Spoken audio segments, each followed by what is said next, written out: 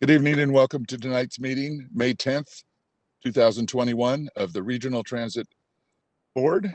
And with that, would you please call the roll, Ms. Brooks? Director Budge? Here. Director Harris? Here. Director Howell? Here. Director Hume? Here. Director Jennings? Here. Director Kennedy? Here. Director Natoli? Here. Director Chenier? Here. Director Cerna? Here. Director Valenzuela? Here. Chair Miller? Here. With that, we have a quorum at 100 votes. This meeting of the Sacramento Regional Transit District will be cablecast on Metro Cable 14, the local government affairs channel on Comcast, Consolidated Communications, and AT&T Uverse. Today's meeting will air on Saturday, May 15th at 2 p.m. and replayed on Monday, May 17th at 2 p.m. on Channel 14 and webcast at www.sacmetrocable.tv. It is also closed captioned. Thank you. Thank you. And do we have a flag we could post? Absolutely.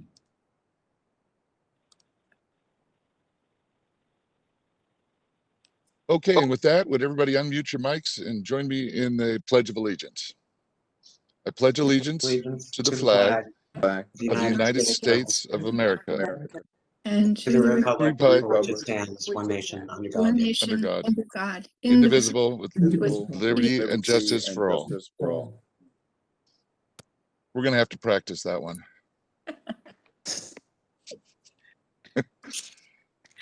All right, next item, please. Thank you. The next item is the consent calendar, item 2.1 through 2.9. I do not have any public comments on the consent calendar. Chair, if I may, Yeah, go ahead. I'd just like to remove item 2.2 and 2.3 just for separate votes. 2.3 and 2.4. So 2.2 and 2.3. Oh, got it. Mr. Chair. Yes, Mr. Director Chair. Budge. I am making the request that item 2.7 be pulled and rescheduled for a presentation on a regular agenda. This study is one of those strategic inflection points that has the potential to have significant impact on the way in which transportation services are provided throughout our district. And from my perspective, it is not appropriate to ask this board to approve a document that is over 200 pages with only a couple of days notice to review it when it has could potentially have such a significant influence. It seems to me we need a more full discussion. Okay, we'll pull that item and I'll have Cindy read it. We can discuss it, Linda. Thank you. All right, is there a motion for the rest of the consent calendar? I'll move the remainder And- of consent, Hume, or second Howell's motion. Very good. I There's a have- motion by Hal, second by Hume. Director Kennedy? Thank you, Chair. I just want clarification. So with 2.7, are we hearing it tonight or are we continuing it? I wanted to pull it and discuss. We can make the motion then to continue it. Okay, thank you. Let's see what the board wants to do. My All right. understanding of Linda's comment was she wanted to pull it for a future agenda, so we had time to read the document. Am I correct, Right. Linda? It is, Carrie, but I can understand if Steve wants the board to discuss it as opposed to just doing that. Well, and or vote to do that. Well, I would vote, personally, I would vote to do that. Right. Chair, for simplicity's sake, I would move items 2.1, 2.4 through 2.6, 2.8, and 2.9. Thank you, Second. Director Hill. There's a motion and a second. please call the roll for the items? I'm calling the roll for the consent calendar with the exceptions of 2.2, 2.3, and 2.7. Director Budge? Thank you. Yes. Director Harris? Aye. Director Howell? Yes. Director Hume? Aye. Director Jennings? Yes. Director Kennedy? Aye. Director Natoli? Aye. Director Chenier? Aye. Director Cerna? Aye. Director Valenzuela? Yes. And Chair Miller. Aye. With that, we have a quorum at 100 votes. I will go ahead and read item 2.2. Resolution delegating authority to the general manager CEO to negotiate and execute the Third Amendment to the agreement with the County of Sacramento for Sheriff Deputy Services. And Lisa Hines is here if you have any questions. Director Valenzuela? Oh, no Did you just want a questions. separate vote? Yeah, separate vote. Thank you, Chair. I I'll think move the item. I'll Second. second. It's a motion and a second. Please call the roll. Certainly. Could I get the seconder of the motion to repeat? Me, Carrie. Thank you, Director Howell. Director Budge? Yes. Director Harris? Aye. Director Howell? Yes. Director Hume? Aye. Director Jennings? Yes. Director Kennedy? Aye. Director Natoli? Aye. Director Chenier? Aye. Director Cerna? Aye. Director Valenzuela? No. And Chair Miller. Aye. With that, we have a quorum at 92 votes. The next item is item 2.3. Resolution delegating authority to the general manager CEO to negotiate and execute an agreement with the city of Sacramento for peace officer assignment. Lisa Hines is also here to answer any questions. I have Hume, no questions, I'll Chair. move the item. I'll second. Motion by Hume, second by Howell. Please call the roll. Director Budge, Yes. Director Harris, Aye. Director Howell, Yes. Director Hume, Aye. Director Jennings, Aye. Director Kennedy, Aye. Director Natoli, Aye. Director Chenier, Aye. Director Cerna, Aye. Director Valenzuela, No.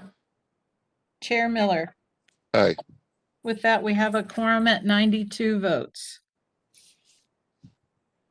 Thank you. All right, item 2.7, resolution approving the high-capacity bus corridor study, and Laura Ham is here to answer any questions. Okay, So, what's the pleasure of the board? Mr. Chair, I actually stopped counting at 200 pages, and the corridors that are studied in this plan affect significant portions of the regional transit district area. In addition to the plans for the individual corridors themselves, there is a huge amount of information here about who is writing and where they're writing. And I did actually ask Rancho Cordova staff to review it quite quickly today. They have some questions and think there are some missed opportunities within what's proposed. If you look at the amounts of money that could potentially be spent, it's everything from 35 million up to 162 million. And it just seems inappropriate to ask this board to approve something that extensive with 2 or 3 days review and no public hearing. Now, I'm aware staff could do a presentation, trying to get feel or direction from the board. We can hold it off till the second meeting of this month, but it's grant funding, so there's a deadline.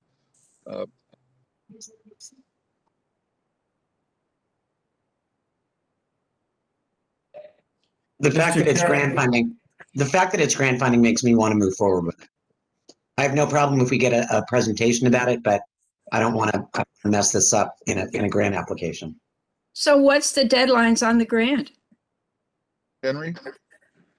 Laura can help me. Once we received, actually, this agenda originally we put on an action item. Laura and her team prepared for presentation.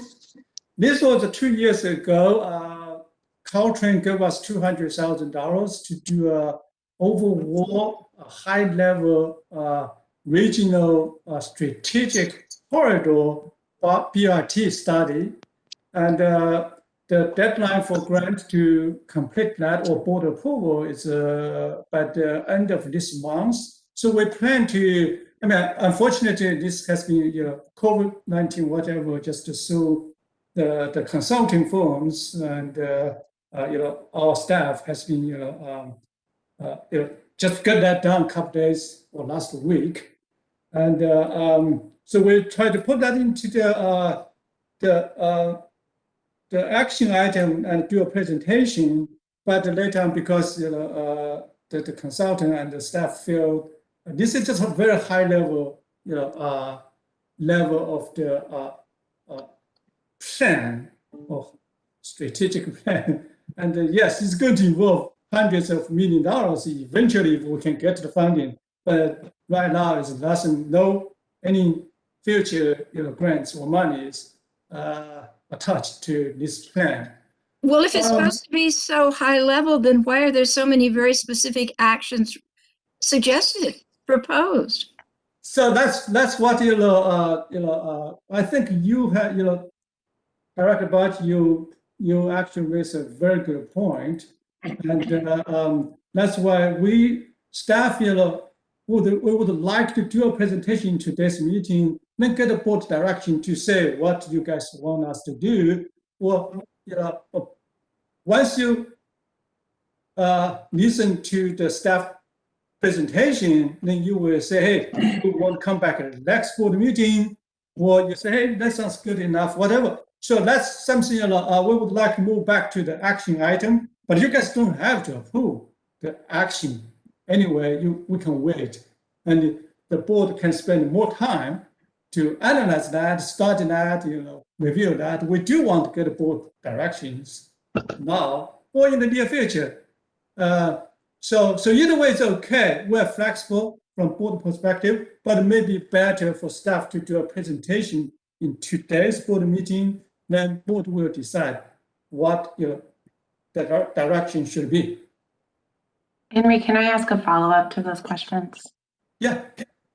So this study, I thought this study, and I might have misunderstood, so I really want to thank my fellow board member for raising this. I thought the study was just kind of outlining things for us to consider, but it wasn't going to commit us necessarily to things. So it's kind of like a range of options, and here's what the study found could be options for us for this work. But I do appreciate, and I do think we should talk about it. I'm just wondering, I want to make clear what we're committing to when we vote on this study. It's just, are we committing to any actions or anything like that? I don't see that we're committing to any actions. We're committing to submitting the grant application. Then if it looks like we're in the running and we're going to get grant funding, then we talk about where these BRT routes go. Well, let's do this. Henry, the presentation's pretty quick, right? Laura, 3 or 5 minutes? About 5 minutes. Let's go ahead and hear it and then make a decision whether to take action tonight or at our next meeting. That sounds appropriate. You need a motion to move it to the action. Mr. Chair? Yeah, after the presentation. Director Cerna, yes. Thank you. I'd just like for our council to let us know whether or not there's anything that prohibits a presentation that's at this point based on noticing. And in other words, we're going to get a presentation, but the public would be under the impression that there's not an opportunity to necessarily participate. So I'd like to hear from Olga. So we could have a discussion about it because it is agendized. And a presentation, I would characterize it more as part of the discussion of the item. A more formal presentation would require it to be agendized so that the public can be aware that there is a full presentation. Thank you.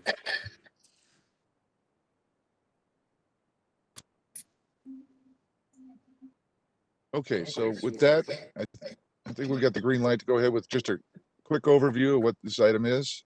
And then we can decide whether to motion to postpone the item or take action tonight. My concern in postponing the item and having a full presentation at the next meeting means that it's likely that we will then, in 2 weeks from now, be attempting to change a document that is eminently due right after the next meeting.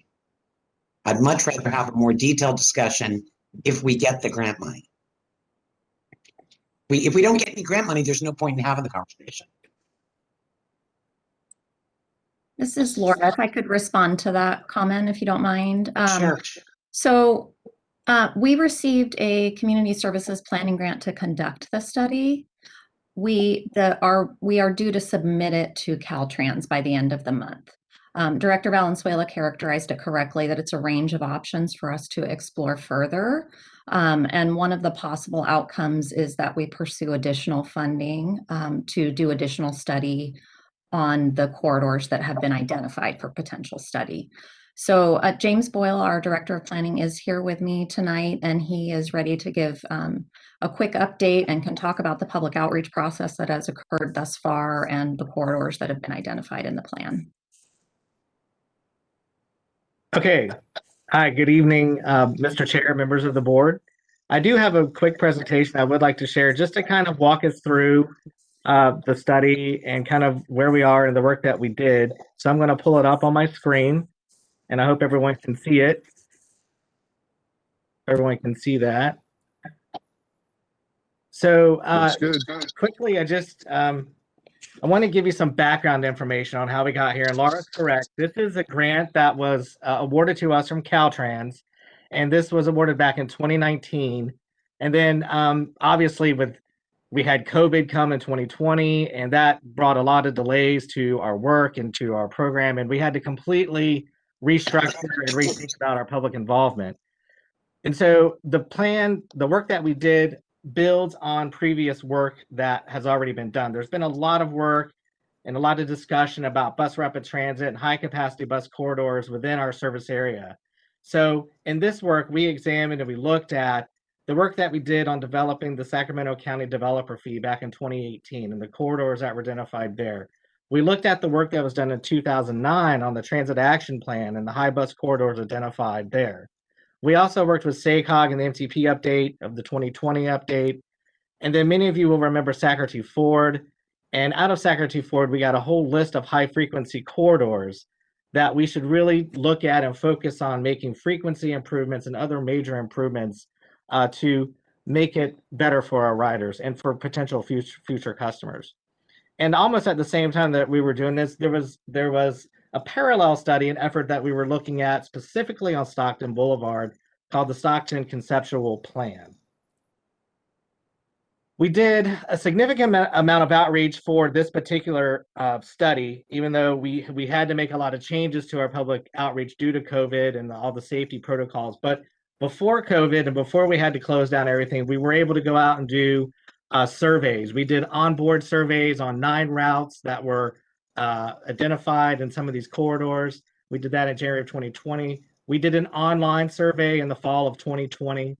We held an online public meeting in October of 2020 where we discussed a variety of BRT options. We discussed the corridors, and we had over 45 people attend that meeting, and they represented a wide cross section of our community. And then we also did stakeholder interviews, and this was towards the beginning of our project, where we reached out to we identified 70 different stakeholders within certain parts of our service area and along these corridors And those stakeholders represented business associations, neighborhood associations, community groups, and we also reached out to our local governments and jurisdictional governments and interviewed their staff as well. So obviously we got a lot of feedback on the study and the work that we wanted to do, but I wanted to share with you some of the things we heard back from our surveys.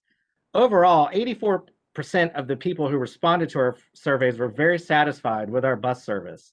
And over 90% of the people who ride Route 51 who were surveyed said they were very satisfied. Over 90% of the people who ride the bus who took the survey said they felt safe while riding a SAC-RT bus. On the other side of that, we had less than 80% said they felt safe while waiting on the bus. So there's an opportunity for us in this project and things to move forward. The top three most important areas of concern that we heard from our riders was frequency, buses arriving on time, and hours of operation. And then the two corridors that received the most interest from those folks that we surveyed and from the online meeting, we heard a lot of interest along Watt Avenue and Stockton as well. And then a lot of the common themes we hear from our riders are focusing on things like improving frequency, accessibility for pedestrians to get to the bus stops, sidewalks are important, clearly identifying high capacity bus stops, and then ADA accessibility and lighting was also important to our riders as well. So in our study, we did a very detailed analysis, and Director Budge is right. There was a lot of work that was put into this, and we looked at these 5 different corridors. We did Watt, Florin, Arden, Sunrise, Camino, and Stockton. And so we did a very detailed operational analysis on the existing service on these corridors, and they are all outlined in the report that we submitted. And we used a software called Swiftly, and this is a software that is used nationwide, and it really goes into detail and depth of the operations of a bus line and how we can make improvements. And then along these corridors, we looked at land use compatibility and general plans. So a big part of moving a project like this forward, we got to have the land use in place, and we got to have the zoning in place that's going to support higher capacity bus service or bus rapid transit service. So that was a big part of our analysis as well when we were looking at these corridors and identifying segments and priorities. So coming out towards the end of our study, the results of the report are basically, we would like to propose a tiered approach to develop corridors for future BRT service. So this was a very high level study where we narrowed, I think we started with 12 corridors in our service area. We narrowed them down to the 5 that I just presented to you. So we would like to take those 5 corridors, and we need to do more analysis. We need to do more planning. We need to do environmental. There's a lot of work that's still yet to be done to further develop exactly what we want these corridors to look like. Now, there are things that we can do in the immediate short term we call pre-high capacity bus. So, spot bus stop improvements, lighting, maybe some real-time passenger information. So there are smaller things we can do on an easier incremental basis. And then the overall approach is really to be phased. So, if we were to build full-scale BRT, we could possibly be talking about hundreds of millions of dollars. So what we got to do is really think strategically about that. We got to talk about phasing the project and exactly how we want it to look in the future. So the next steps and what we're really proposing tonight is a couple of things. First, there's been a lot of work that's been already done on Stockton Boulevard. We've worked very closely with the city on their projects, with the Complete Streets project that they just wrapped up a few months ago. So, and there's a lot of work going on with the Med Center and Aggie Square. So there's a lot of community attention on Stockton. And frankly, there's a lot of need on Stockton. And Route 51 is one of our best corridors, but some of the conditions that our customers have to wait for the bus, they're just not very good. So we would propose that we would like to continue to move forward in our planning efforts on Stockton Boulevard. Now, it's also important to remember that we need to seek funding to further define and specify our tiered improvements on these corridors. So this really is not the end of anything. This is honestly the beginning. This is the beginning of a much bigger process and a much more in-depth process to look at these corridors, each one individually and very specifically. And there's no question that through this process, there's going to be additional public involvement. As we move through further defining our corridors and looking for specific improvements in our environmental documentation, it's going to be so important that we reach out to the public. And I'm also proposing that internally we create a new capital project to include in the district's capital improvement program that specifically identifies funding for BRT improvements on these 5 proposed corridors. And then lastly, I want to reiterate the importance of coordination and working with all of our local jurisdictions and SACOG and Caltrans and partnering with them to move these things forward, to continue our planning efforts and to continue to look for funding opportunities. For us to advance any form of bus rapid transit planning in our area, we still have a lot of work to do. We still have a lot of planning to do in environmental and pre-design. So like I said, this really is not an end, it's a beginning, and we have a lot more work to do. So in a nutshell, that's basically what I'm presenting to you this evening.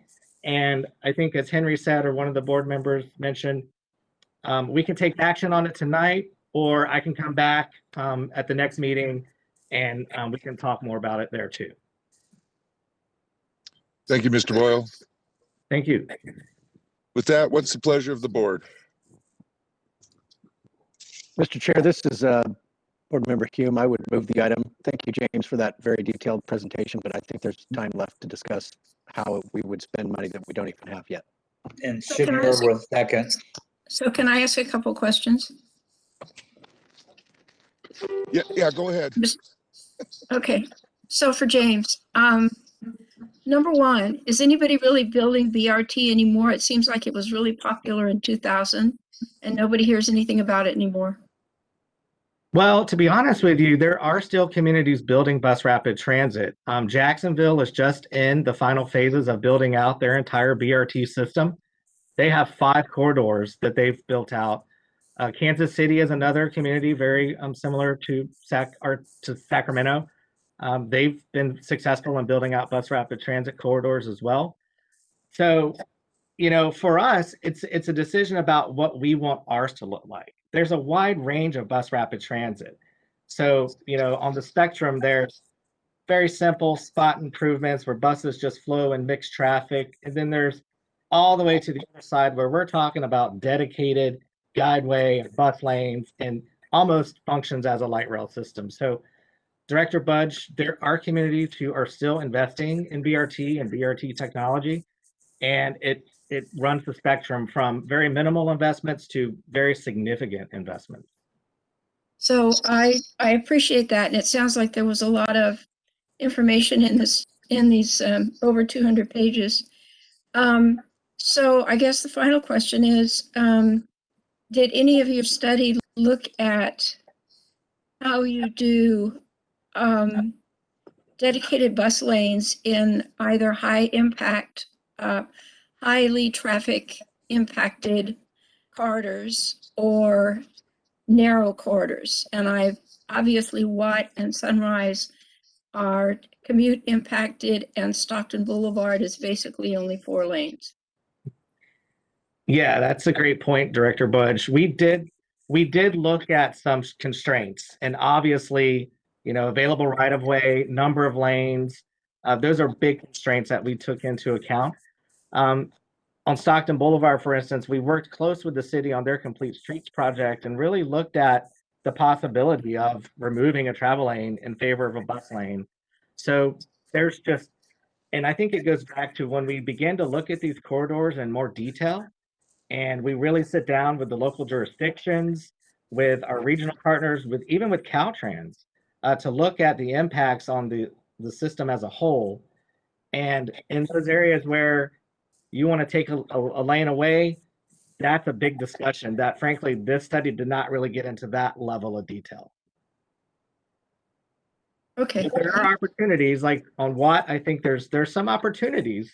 I'm not going to discredit it totally, but it really requires Director Budge a lot further examination on a corridor specific basis.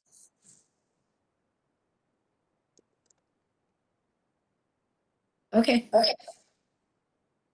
Thank you. There's been a motion by Hume, second by, I believe, Harris. Chenier. Chenier. Thank you, Jay. With that, Clerk Brooks, would you please call the roll? Director Budge, No. Director Harris, Aye. Director Howell, Yes. Director Hume, Aye. Director Jennings, Aye. Director Kennedy, Aye.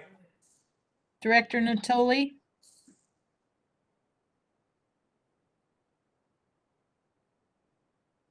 I'll come back. Director Chenier, Aye. Director Cerna, Aye. Director Valenzuela, Yes. going back, Director Natoli, Aye. Chair Miller. Aye. With that, the motion carries at 91 votes. Thank you all. The next item on the calendar is item 3.1, which is actually being pulled and moved to the May 24th board meeting. I have public comment, which we can delay if you wish, Chair Miller, or I can read it into the record. I would say read it into the record. Certainly. Public comment is from Mike Birnbaum. For this item, I have clarification questions for the item author so as to better understand the process and see how this board will be engaged in the near future. Deborah, if Caltrans is going to guide regional priorities for funding SACRT's projects through state competitive funding programs, would the board then need to become involved if the net result was going to end up with operational improvements, including but not limited to holding public hearings to consider proposed service changes? Going forward after tonight, would Caltrans and SACRT jointly form both internal and external committees of stakeholders of a wide variety of interest, planning partners, and users of the SACRT system network in developing comprehensive multimodal corridor plans that could potentially result in the board's involvement of holding public hearings to consider proposed service changes resulting from developing one or more comprehensive multimodal corridor plans? While SACOG holds an annual process known as the Unmet Transit Needs, does this item in any way indicate an additional annual process held mainly by Caltrans known as the Regional Unmet Infrastructure Needs?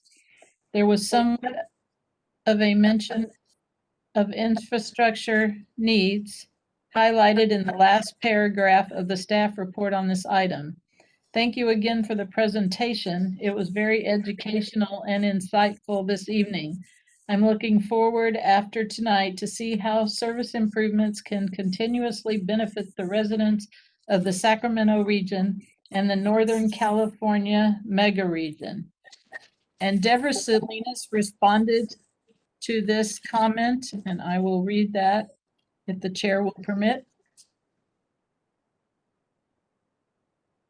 Good.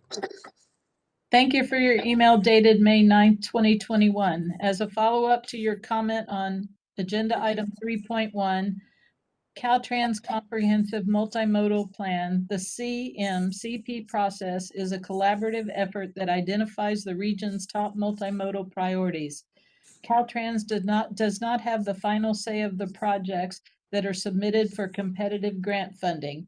However, these competitive programs tend to favor public transit agencies working with the state on improvement projects focused on relieving traffic congestion in alternate ways.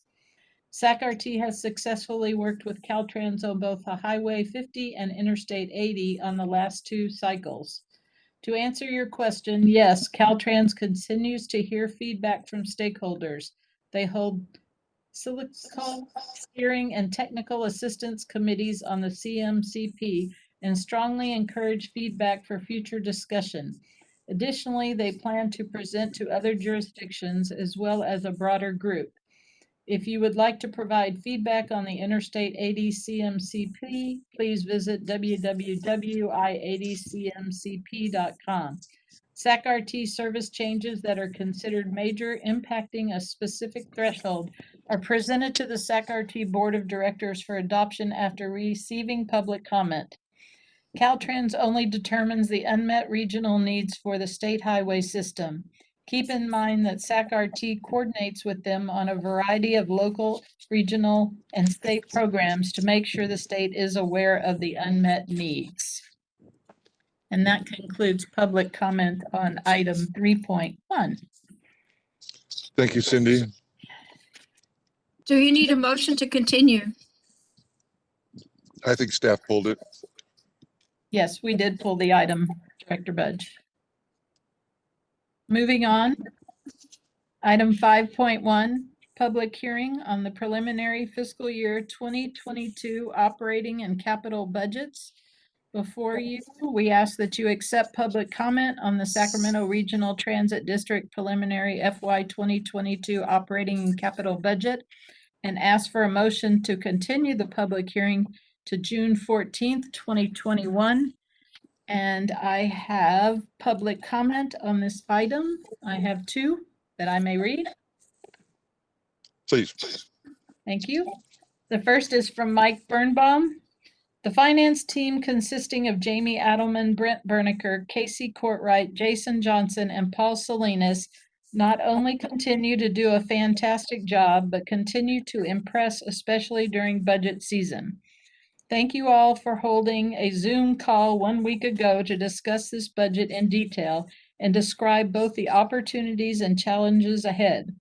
This budget allows for service improvements on light rail, smart ride, fixed route bus service, SAC-RT Go paratransit services, as well as collaborative service improvements with recently annexed cities into SAC-RT like Citrus Heights, Elk Grove, and Folsom.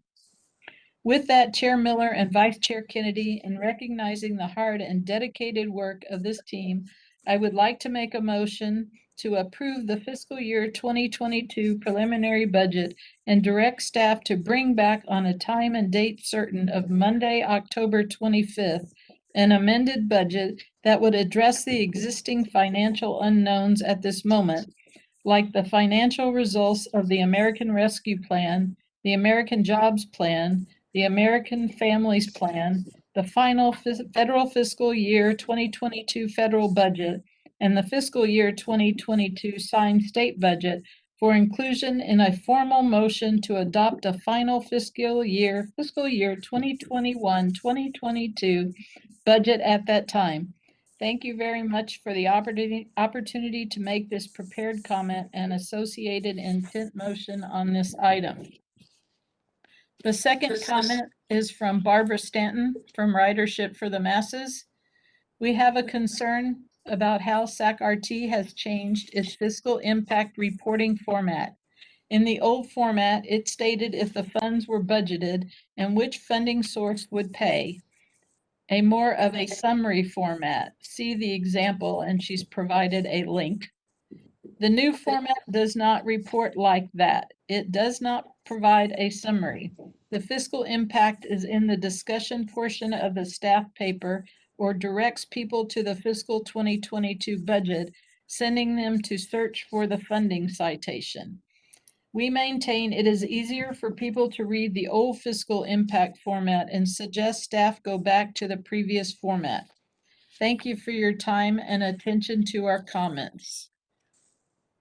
That concludes the comments that we received for tonight's meeting on this item. And before you is Brent Berniker to make a presentation. Thank you, Cindy. Good evening, Chair Miller and members of the board. At the end of the presentation, I can give you a little bit of feedback on some of those comments, but for now, I'll just kind of dive right into the budget and just let you know that back on April 12th, 2021, we released the initial draft of the budget for public opinion. On May 5th, as Mike Birnbaum had mentioned, we had a Zoom meeting and we opened up the budget to public comment and questions. I thought it was really good. It was very interactive and very positive. We provided those comments and questions to our clerk to the board, Cindy, and she's released that information to you with some responses for those questions. So today's presentation, I'll go over the budget really quickly and at the end give you the next steps. Next slide, please. Okay, thank you. So on this slide, this is just kind of covering some of the assumptions that we have with our budget. The budget now includes estimated revenues and expenses associated with the recent Elk Grove annexation. That was not in the original budget. Now it's in this budget. We now have additional service hours in this budget. We're going to be focusing on the Customers First initiative. We will continue to utilize our federal stimulus money, and there's additional staffing that is included in this budget to meet some of these new demands that we have. Next slide, please.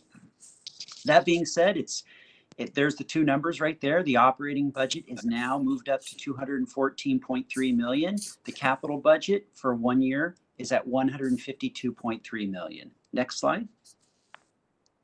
So the changes from the April budget are summarized on this table. The majority of the changes are actually due to the Elk Grove annexation. In the past, we showed that revenue as contracted services. We're removing it from that category, and the revenues that are flowing in from Elk Grove through the state, local fairs are going to be flowing in through the major categories that we have listed. So that's the big change. And we have some additional expense items that are noted below as well. The next slide, please. Where the dollars come from. This is basically showing the breakdown of our revenues. And as you can see, right now we have the federal stimulus making up the largest portion of the pie right now because of this federal stimulus. We also have the sales tax at the state level and then the Measure A at the local level that you can see. I think what's important to point out on this slide is fairs actually are now represent only about 6% of our revenues. Some good news here, though, is with this budget, because we got all that federal stimulus money, we're actually able to set aside the preventative maintenance dollars, these federal dollars that we used to have budgeted on an annual basis, and that's about $35 million.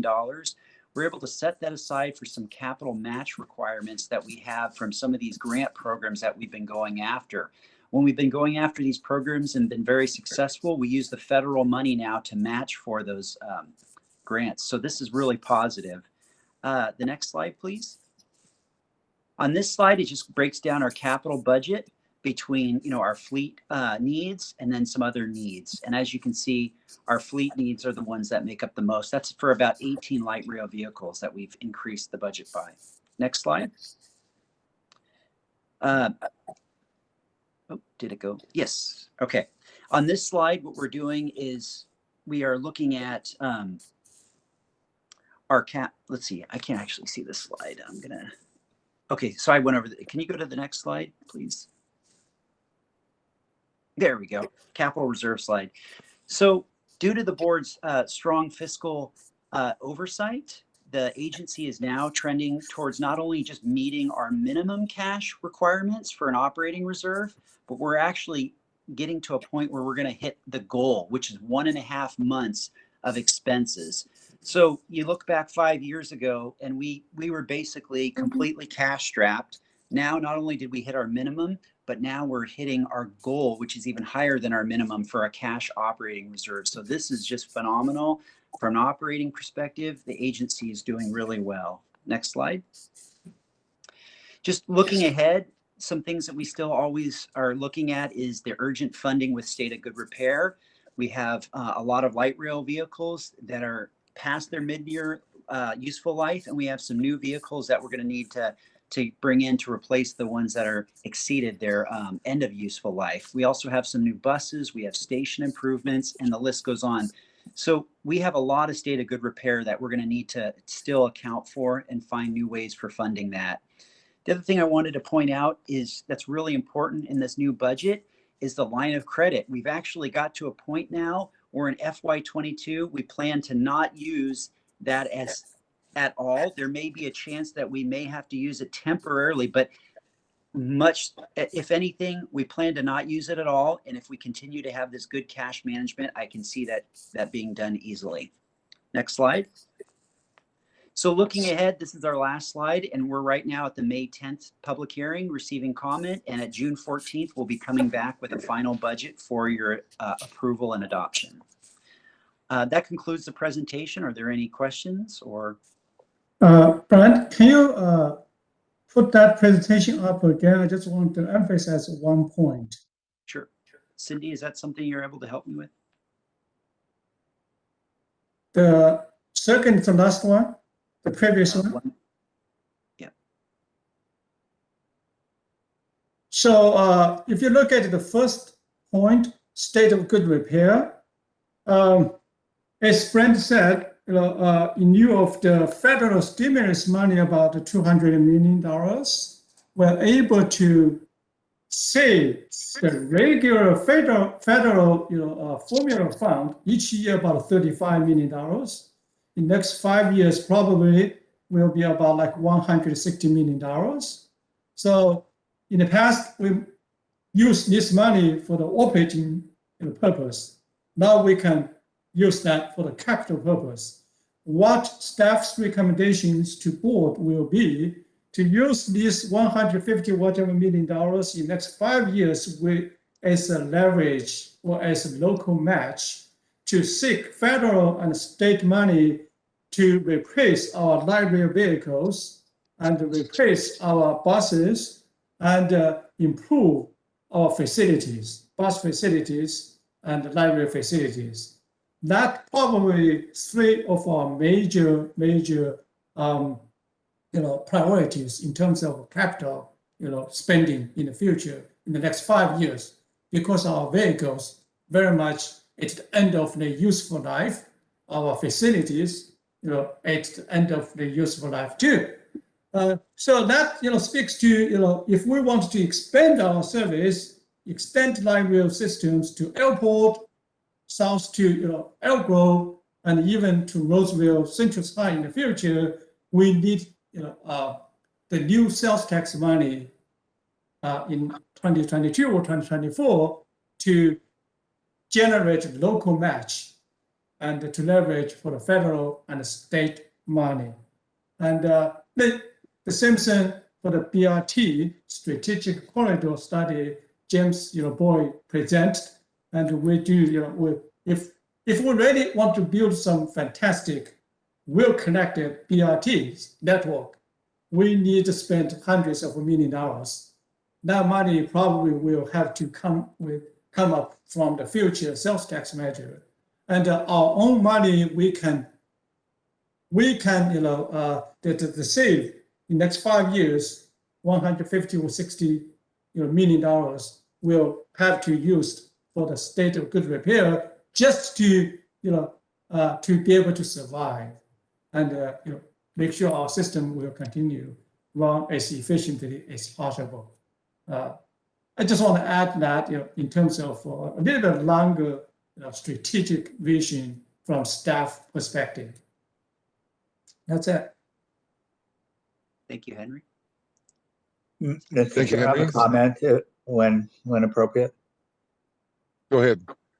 Yeah, thank you. I've been doing this 10 years, and obviously the federal stimulus dollars have helped significantly. But I don't think there's a better indicator of our financial position overall than the line of credit that you're talking about. I remember us going into it. I remember numerous conversations about it. And Brent and Henry and all of the folks who've been working on the budget, I just want to say congratulations for doing that. It puts us, we're not wasting money on interest, which was significant.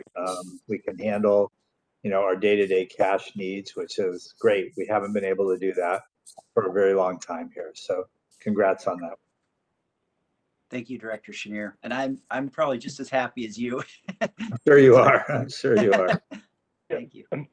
Chair Miller, this is Director Antoli. Go ahead, Don. Yeah, just Brent, maybe you're going to cover it after you give the budget overview. And again, thank you for all your good work, all of you who work on this probably on a daily basis. But the questions that are raised by Barbara Stanton is related to formatting and the readability and ease by which folks can track information in the budget and budgetary items. Could you talk to that, Brent? What's changed and how come we changed and why we've got something now that's more difficult to track from the standpoint of those who would take into consideration our budget document? Yeah. Thank you, Director Antoli, for that opportunity to respond. So I actually called Barbara right before, a few hours before this meeting too, just to make sure I understood her concerns. Sometimes just when you see it on paper, you're trying to understand it. And we had a really good conversation. What she said is, and she's correct, a few years back, we used to have what we would call a staff report that we would bring, I'm sorry, an issue paper that we would bring to you. And in the issue paper, you have your issue, your recommendation, your fiscal impact, your discussion, and so forth. In that old format, there was a table in the fiscal impact section, and it was a table format with about 4 rows going down, and it was 2 or 3 columns. It was 2 columns wide at least. And in there, we would put down if it was an operating budget, a capital budget, what was the funding source, what was the general ledger number, what was the cost center number, and what was the fiscal impact this year, next year. And it put a lot of information into a table format. On these new, in the new reports, what we do is we call them staff reports. They're a little more succinct.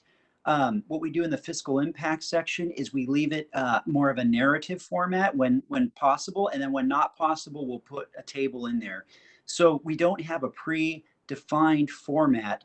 That's what her comment is. She liked that predefined format with those columns and rows. One thing we talked, so when I mentioned this to her, from an operating standpoint, we don't need to provide the general ledger and cost center. That's more of an internal thing that we like to have for our staff members, but it doesn't need to be something that's given to the board. It just needs to say whether it's an operating item or a capital item. And so if it's an operating, I don't need all that information.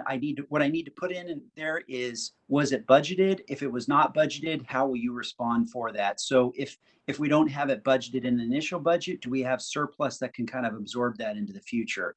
As it relates to capital, we used to put down that it was a project, 410, and we would put down it's funded with federal money at 80%, state money, and local money, and we put down all the descriptions of the funding sources. One thing what we found is when we did that, it kind of restricted our ability to move money around on the funding side when you get flexible money. So what it would do, it was require another board action to move some flexible money around. And then what that does is that does time delays on the project. So what we tried to do is speed that up.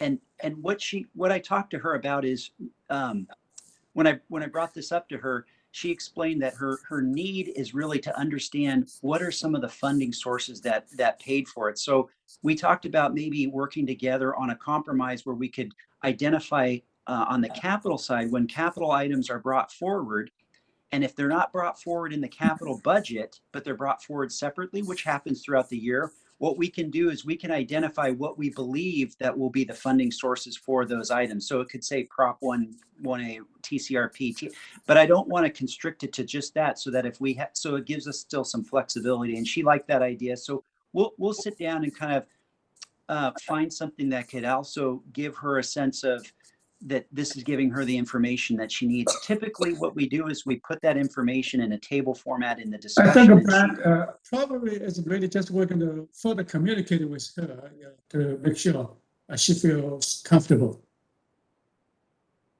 Okay, no, I appreciate it, Brent and Henry both. I guess I would just say that I think that, again, recognizing I was following as you were explaining, and I think that, again, because of the, amount of money that flows through our budget, and again, I think part of it, to what Director Schneer said, obviously an improved situation, certainly cash flow as well as reserve accounts and so forth. I think, again, not to burden staff or to, unnecessarily constrain our ability to have flexibility or more nimbleness at the staff level. I do think that having, for those I said that would dive in and read the budget, but also examine it and track it, it's important to have something that has kind of a consistent flow. So I guess I appreciate what you just explained, and it's not just for Barbara, right, for the masses. There are others, and that might very well not comment, but anytime we get a comment, I think it reflects obviously an interest, and I would hope that without unduly burdening, staff at the RT level, that we would, find a way, as you were saying, Brent. I think that could, maybe a hybrid of what you've talked about more recently with the Stanton, but also I think that would be reflected in budget documents going forward. We will do that. Okay, very good. Okay. Thank you. All right. Thank you, Brent. Thank you, Director, Manager Lee, and thanks, Chair Miller. I'm done. Chair Miller, can I piggyback off of where Supervisor Natoli left off? Yes, go ahead, Katie. Thank you. This being my first RT budget, I found myself, I appreciate the narrative format because it helps me understand the why of what was going on and some of the shifts. But I did notice that there's like actuals are missing from the previous year. And I think that for me, budget season is a really great time to like check in on how we did in our last budget. And obviously there was a ton of shift this year. And so it might not be a super great baseline for me as a new kid on the board here, but I think that would be something that would be really helpful for me. I get some of it in the narrative, like the fare box recovery is a great one where it's like, oh, we're reducing it. I'm assuming that's because it was way lower than we expected this last year, but I don't actually know where we landed in terms of actuals. So that would be something really helpful for me if you have it. Yeah, we can definitely, I think in the PowerPoint slides, we try to make it a little more, just more general for summary purposes, but the budget document will actually have prior budgets and prior actuals in there. And maybe just to give you a little heads up into this year, how we're looking, if we go back to that reserve slide, we've got kind of the projection for FY21, and that's where we're showing that we're going to have a surplus this year, it looks like. So we've been doing really well. And then maybe the last point just to comment on was the fare box recovery ratio. To give you some, just to give you a little insight into that, we're at 6% fare revenues now. If you look at the prior year, we were in the, 15, pre-COVID, so to speak. The pre-COVID situation was around the 15%, so you could see fares are making up a smaller portion of our budget. We keep a fact sheet on our website with some of that, like quick fact sheets of that information if you're interested. Okay, but you're saying the fuller review of all the actuals of all the line items here is coming basically in the budget that we'll see. Yeah, you will see that. Okay. Yes. Yeah. Thank you. Yeah, you're welcome. All right, thank you. Any other questions or comments from board members? Hearing none, I would like to say, Brent, great job on the budget. I echo the comments. I believe it was 10, 12 years ago. It was a totally different situation. And to be fully funded on a reserve, that's just fantastic news. I'm just beaming ear to ear. And yeah, getting rid of that line of credit, that's a huge cost, extra cost we don't need. Appreciate it. Thank you. And with that, I think we've had an honorary motion, but I'm actually going to need a motion and a second from board members. This is Hume. I'll move to continue the item. Second. Who's the second? Harris. Thank you. Motion by Hume, second by Harris. Ms. Brooks, would you please call the roll? Director Budge?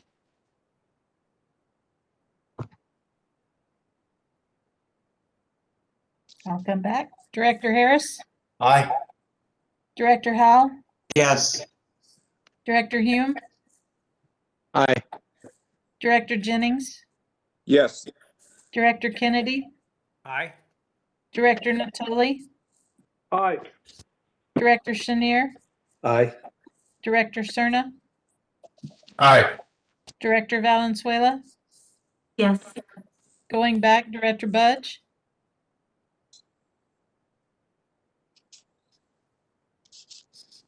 I do not hear Director. Yes. Thank you, Thank you, I Director didn't hit the Budge. button in the wrong direction. Thank you, Director Budge. Chair Miller? Yes. With that, we have a quorum at 100 votes. The next item is public addresses the board on matters not on the agenda. And I have 4 public comments to read. The first one is from Mike Barnbaum. From my days as a student at Sac State to the last 20 plus years with the same employer, I've always had a passion for shaping transportation throughout our region as a transit advocate, consultant, and community ambassador for the industry. In 1 week from today, I begin a new chapter. With that in mind, I make this pledge and promise to you all. I, Michael Andrew Barnbaum, do solemnly swear that I will preserve, protect, and defend the Constitution of the United States and the Constitution of the State of California against all enemies, foreign, domestic, and microscopic. I will bear true faith and allegiance to the Constitution of the United States and the Constitution of the State of California. I take this obligation freely, without mental reservation or purpose of evasion, and that being at 8:00 a.m. Pacific Daylight Time on Monday, the 17th day of May, 2021, I will well and faithfully execute the duties of Transit Ambassador of the Sacramento Regional Transit District, of which I am about to enter, so help me. It's Jewish language. Anyway, thank you all for your support. I personally want to thank Deborah Salinas, Jessica Gonzalez, James Boyle, James Drake, Chris Flores, Henry Lee, and the Department of Rehabilitation, Alta California Regional Center, on my own community services, and then most especially my HR representative, Leslie Camera, for being with me every step of the way and helping me through the toughest challenges. I can't wait to start working. The second comment is a response to Mr. Barnbaum's comment from Steve Cohn. He says, Mike, congratulations, Mazel Tov. The next one is public comment from Michael Alt. I would have liked to have been here in person to address these issues. Over the last couple weeks, there's been several discussions related to supporting downtown events and activations. Much time has been spent over the last year to identify plans and opportunities to bring visibility and positive activity to the downtown core. We have worked with your staff on a plan to generate excitement and momentum as we look to reopen downtown with a street fair at Ali Yosefi Square. We have recently been informed that those plans would not be able to move forward, and it will impact our ability to produce the event in its current format. We value public transit and its ability to bring not just our workforce, but users to downtown. As we move forward in reopening downtown and returning downtown as a desired destination, we request. 1, we have the potential for tremendous momentum with recent investments, convention center, hotels, retail and housing, etc. Events and activations are a key part of bringing excitement to the core. We would like to put a small group together with your team and downtown advocates to review special event planning and how we might more effectively collaborate to support each other's efforts. This would be inclusive of outlining mutual resources, programs to promote, and identifying opportunities to invest and continue to keep downtown as an active economic engine. We look forward to following up on these key issues with you. The next comment is from Bay Mary. K Street has significantly evolved to an arena, convention center expansion, etc. Pedestrian traffic has increased and there are new challenges. In order to preserve safety and walkability, our K Street group of 25 plus owners recommends a solution of expanding the H Street line and eliminating the light rail on K Street. RT identified a CIP of upgrading ADA at 12th Street for $12.5 million. They also identified downtown enhancements and modified K Street curbs. However, expanding the H Street line instead by 4 blocks west in no need for these CIPs, because the K Street line could be relocated to H Street and a new stop at 12th and H makes ADA upgrades moot. Public Works Director Ryan Moore noted on March 5th, and I quote, "The recent estimates indicate relocation is around $10 million more than ADA work at 12th Street Station," end quote. Other stops exist within a quarter block to 2 blocks from K Street. There are also bus routes within that radius, so no ridership inconvenience exists from K Street relocation. Rather, expanded H Street line provides greater connectivity via access to areas not served, e.g. rail yards and City Hall. Environmental and design for H Street expansion and K Street relocation also already completed. If the RT Board accepts the substitution to this alternative, our K Street Working Group will prioritize identifying private funding and pursue federal and other funding, especially given the administration's infrastructure focus. I urge the board to please consider a substitute to this alternative. And that concludes public comment. Thank you, Ms. Brooks. Henry, with Michael Alt's request, can we get together and meet with him? Absolutely, yeah. I mean, we have been working with them very closely. I will. That's what I thought. Yeah. In my general manager report, I will share some actually recent collaboration with them to give the free ride to the job seekers, and on every Wednesday. Well, and I'm confident that our partnership will continue. Yeah. Thank you. Okay. Cindy, next item, please. You have a few Miller. hands raised. Mr. Chair, I've had my hand up for a while. I can't see hands, sorry. Oh, that's why I got the digital one. I got the real one. So I just wanted to respond to the last two written comments by Mr. Alt, Mr. Mary. And I know you just referenced it in terms of staff working with Mr. Alt and the Downtown Sacramento Partnership, but I think, well, I'll put it this way. I know the best way to make sure that we avoid any differences of opinion about the future of light rail in downtown, whether it be K Street or H Street or any other street, I think is to continue to work through the partnership and not necessarily with, I'm not saying don't talk to anyone, but I think just to keep things well organized and to make sure that you are hearing from a representative that represents the entirety of a larger group, not a single property owner. I think it's incumbent that the Downtown Sacramento Partnership under Mr. Alt's leadership be the point that we continue to work with, so that we get that common understanding by a multitude of property owners, not just one opinion expressed by one member. I'm not accusing Mr. Mary of anything, but I just think it's better to do it that way than to take the time and energy to continually respond to individual property owners.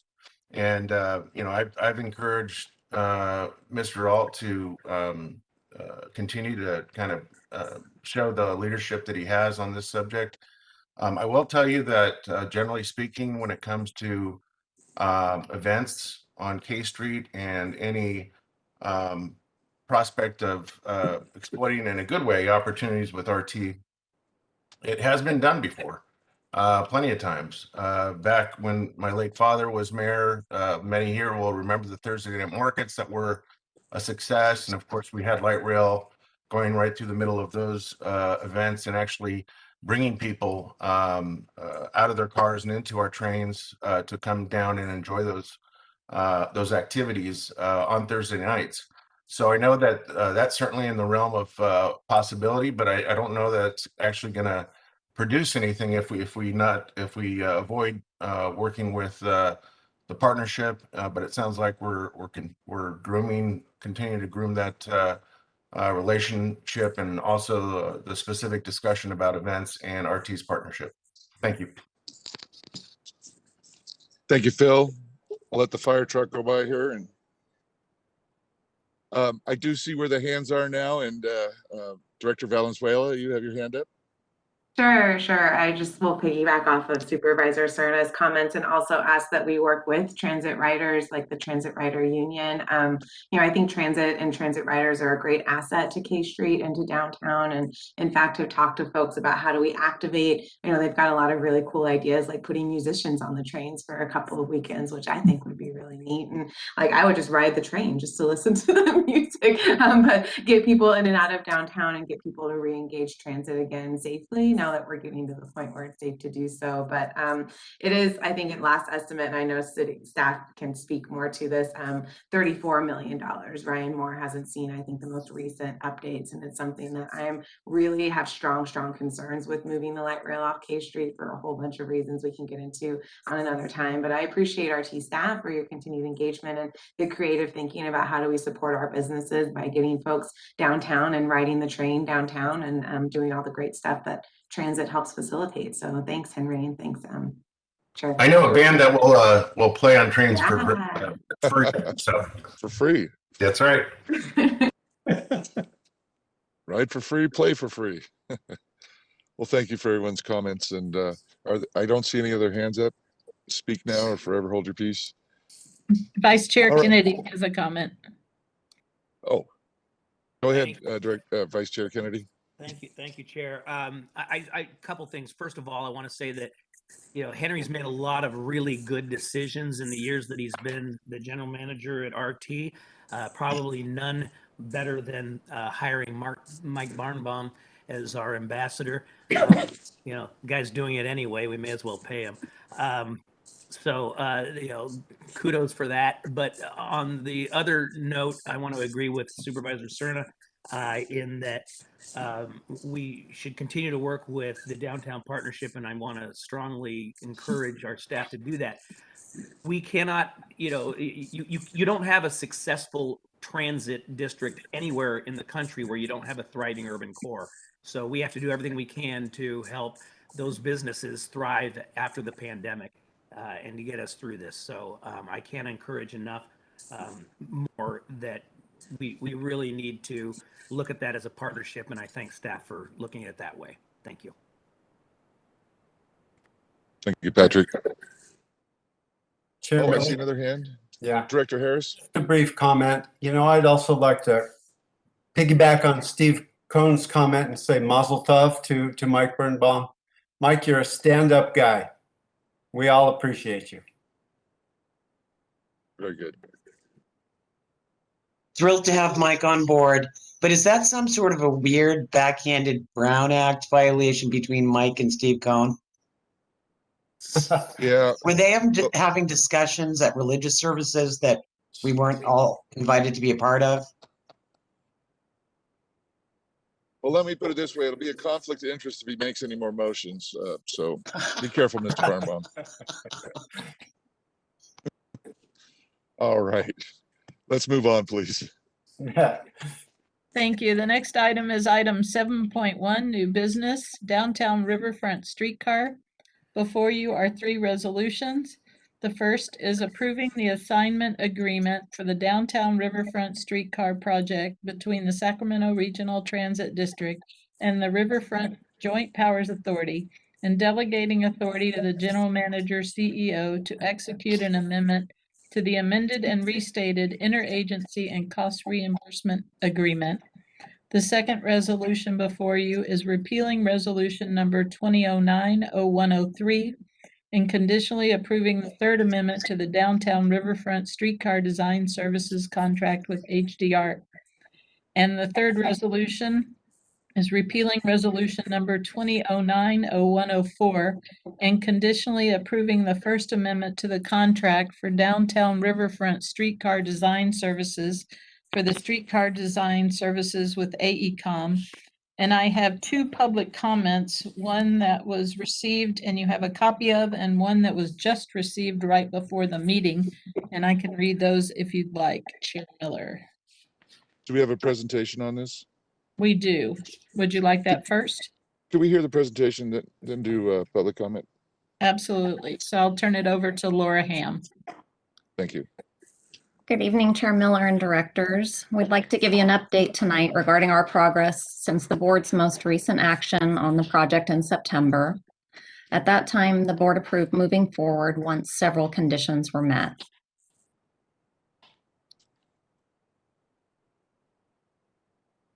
The primary condition related to obtaining full funding for project development to be obtained from non-SAC-RT sources, including contributions from the project stakeholders or other grants. The project funding shortfall of $711,000 was addressed through SACRT's recent award of a SACOG Maintenance and Modernization Grant at the end of April. That grant application was also supported by the City of Sacramento. Per the board's direction, we also negotiated terms of a future operations and maintenance agreement with the City of West Sacramento, which was memorialized in a memorandum of understanding, which was also approved by the RT Board of Directors in December. As stated in the staff report, the JPA's current role in the reimbursement agreement with the cities will be assigned to SACRT, allowing SACRT to invoice the cities directly for the remaining project development efforts that will be funded outside of the SACOG grant. We are pleased to report that full funding is secured and the board's conditions have been addressed. This slide shows a snapshot of the project between Sacramento Valley Station and Sutter Health Park, which we have reviewed with you previously. It's an updated map for you. This slide illustrates potential future expansion of the project envisioned as a light rail extension that would serve the West Sacramento Civic Center, the Bridge District, Washington District, and Southport in West Sacramento. Again, future vision of the project here. Going forward, as shown in the timeline here, we would issue the work orders to complete project development and expect we would obtain a small starts grant award by the summer of 2022, which would allow us to begin construction at that time and complete the project by approximately spring of 2024. Funding for the project includes $55 million in federal funding, $32.4 million in local funding from the two cities, $31.6 million in state funding. Funding for the vehicles at $11.4 million may be funded by a federal source. We do have some promising opportunities there, a future measure, or as part of the Small Starts Grant Agreement. We also have listed here the recent grant award for a total budget of approximately $131 million.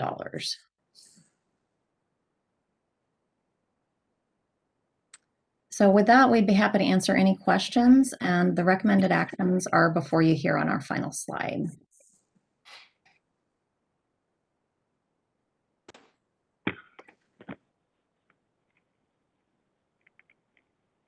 Steve, you're muted. Thank you. That happens at least once a meeting. Any questions from board members? I can't see hands, so just speak up. So, Director Miller, I have some comments. Go ahead, Jeff. So, as you know, as this board knows, I'm not a fan of this project. I've raised my objections in the past. At one point, the board voted not to own and operate this project, and then 2 weeks later reversed the decision to go ahead with it. You know, this project is almost $100 million per mile. It was even the original streetcar project was conceived in a vacuum. At that point, we did not have a Sacramento Valley master plan completed. It was underway, but was far from complete. Now it is completed. It is really time to take a step back and revisit this particular project. It's no longer streetcar, it's light rail, which requires a greater turning radius. There are many problems associated with running this line into Sacramento Valley Station. It will conflict with vehicular pickup and drop off. There are numerous engineering challenges that need to be revisited. And frankly, this project would be more successful if it turns south on 3rd Street and then east on N Street to connect with our light rail system. We would get more ridership and it would be more effective in the future. For all of these reasons, I am definitely against voting to move this forward. You know, it's entirely impossible that the FTA will not approve the Small Starts Grant. There's a lot of politics involved here. I know that, and I know that I'm tilting at windmills here as well. That being said, you know, I believe you should always create the best project and not fit a project to a grant that you might be able to receive. And there are so many compromises moving forward with this project. it definitely has a dubious future. So my vote will be decidedly no. Thank you, Director Harris. Chair Any other Miller? questions? Go ahead. Thank you. And Lauren, I don't know if it's okay if you stop sharing your screen just so we can see each other a little easier, but I appreciate the fact that this came up in my colleagues' comments, Councilmember Harris. This is in my district and Mr. Cerna's district, Supervisor Cerna's district, Phil's district. And I didn't get a chance to vote on this before I came into office. Things were a little hurried at the end of the fall last year, and I was watching it happen and going, no. Then not because I don't support better connectivity to West Sac or because I don't think that we should be innovative and use our funding, but I agree with my colleague that I think this is a lot of money for a 3-stop train and a lot that we could do with this money if FTA is amenable to that, and a lot of other things that I would rather see us do with the ongoing operations and maintenance money and the money that we're putting out for this project. So I realize I'm coming pretty late to the party here on this project, but it is something that I also oppose and would really, I'm going to be voting no today as well. Not at all a signal of RT staff work on this or the partnership and enthusiasm of West Sacramento to be more of a part of RT and more just my personal feelings about where our money is best used. Thank you, Chair. You're welcome. Thanks. Any other questions before we, Director or Vice Chair Kennedy? Thank you, Chair. Are there any public comments on this? Yeah, that's why I kept saying I was asking for questions. Okay, not statements. Thank you. Was that it? That's all. Okay. With that, I'll take public comment and you'll still have time to make statements. So I have 2 public comments. The first is from Jason McCoy, submitted a letter from Errol Laurel with the City of West Sacramento that reads, "Dear Chair Miller and members of the board, the City of West Sacramento has worked diligently with the Sacramento Regional Transit District for years with the goal of bringing light rail over to the Sacramento River to serve the residents of West Sacramento. This includes over a decade of progress on the downtown riverfront streetcar project in partnership with SacRT, SACOG, City of Sacramento, Caltrans, and the Yolo County Transportation District." Could I ask everybody to mute themselves? I'm hearing feedback as I'm reading. Thank you. As early as 1995, the City of West Sacramento has planned for and adopted policies supporting light rail service from Tower Bridge to the Southport Town Center. And in 2008, Sales Tax Measure V was approved by West Sacramento voters, securing the funding needed to advance light rail in the form of a streetcar project. Under the leadership and direction of Congresswoman Matsui, the project partners have been successful in securing the remaining funding from federal, state, regional, and local sources required to move this crucial project forward. The City of West Sacramento has long understood and supported the advantages of regionally connected light rail, social equity, economic growth, enhanced mobility, and reduced environmental impacts, and we continue to support the streetcar project, SacRT, and our project partners as we work to advance this light rail project for the benefit of the entire Sacramento region. The West Sacramento Light Rail Extension remains a long-standing strategic priority of the West Sacramento City Council. West Sacramento supports the approval of the assignment agreement between SacRT and the Riverfront Joint Powers Authority and requests that the Board of Directors also approve the requested contract amendments as identified in the staff report. The second comment is from the Sacramento Transit Riders Union.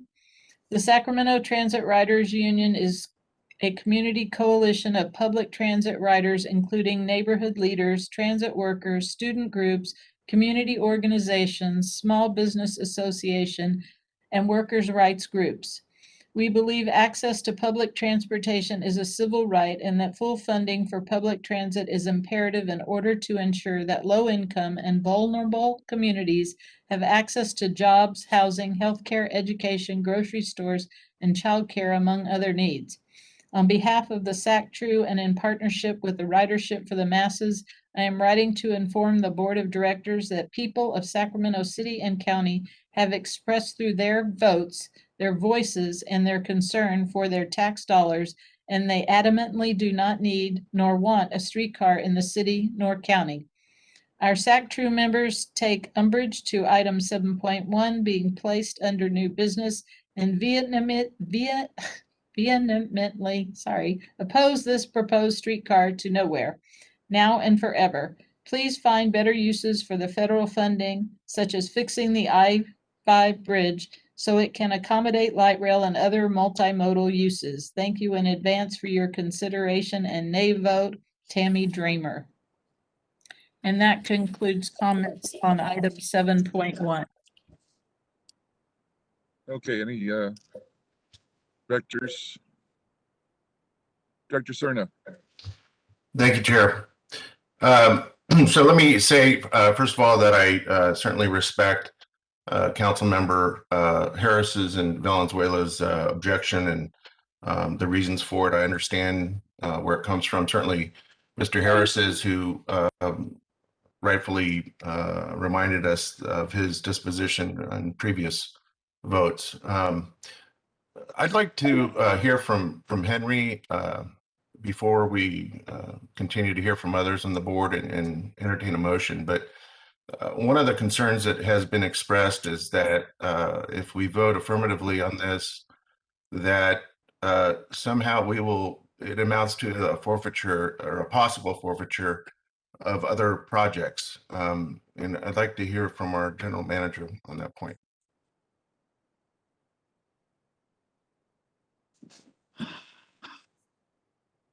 So my turn? If you would.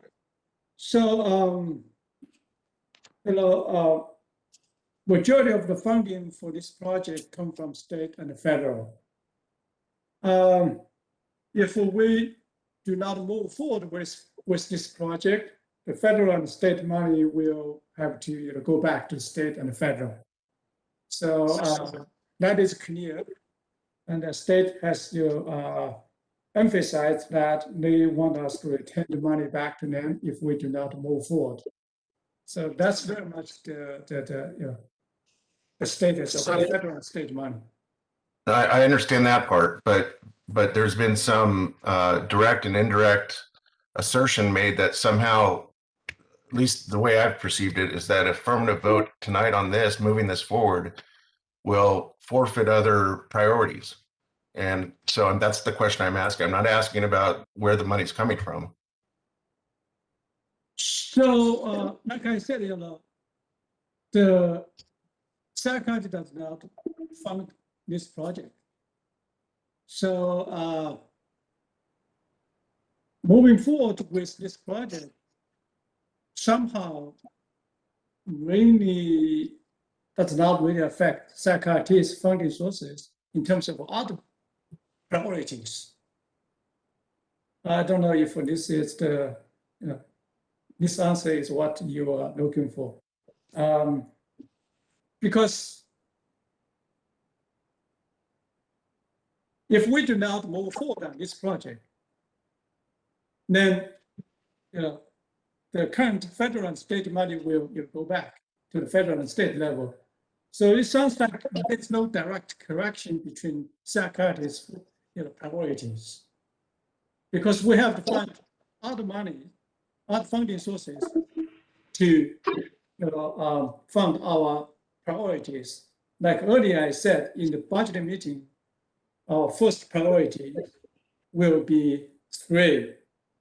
1, light rail vehicle replacement. Second, bus fleet replacement. Third, facility improvement. And then after that, we have to look for further money for the capital expansion if we want light rail extension to Los Thomas and other, and to the south, Elk Grove. So, to my best professional knowledge and understanding, I cannot say affirmative vote on this today will hurt psychiatrists' other priorities. Because the money are totally different from different sources. Okay, I appreciate your response, and I know this has been a Rubicon we've kind of traversed several times now, but I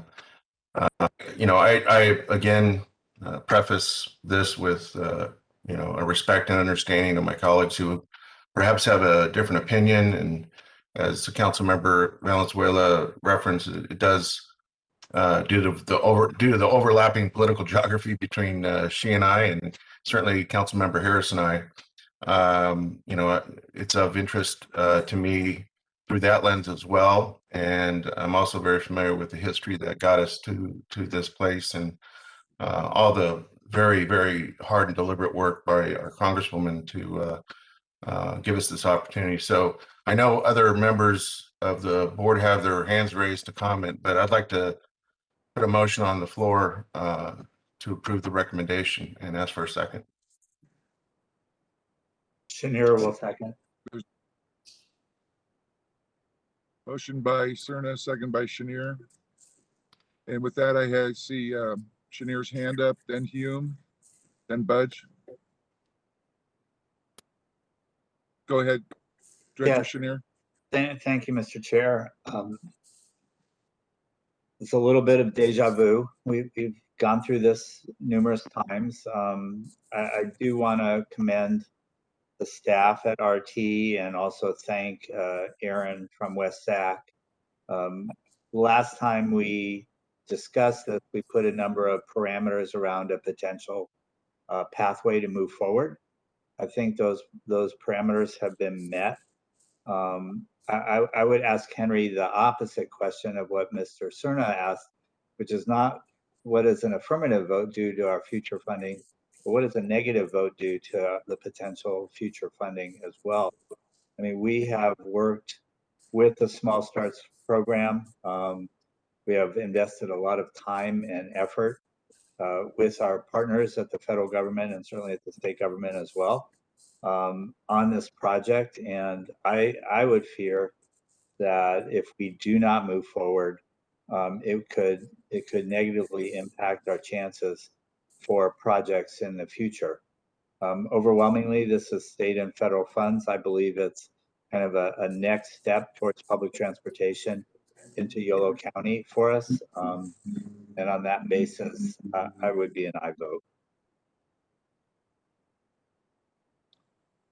Director Hume.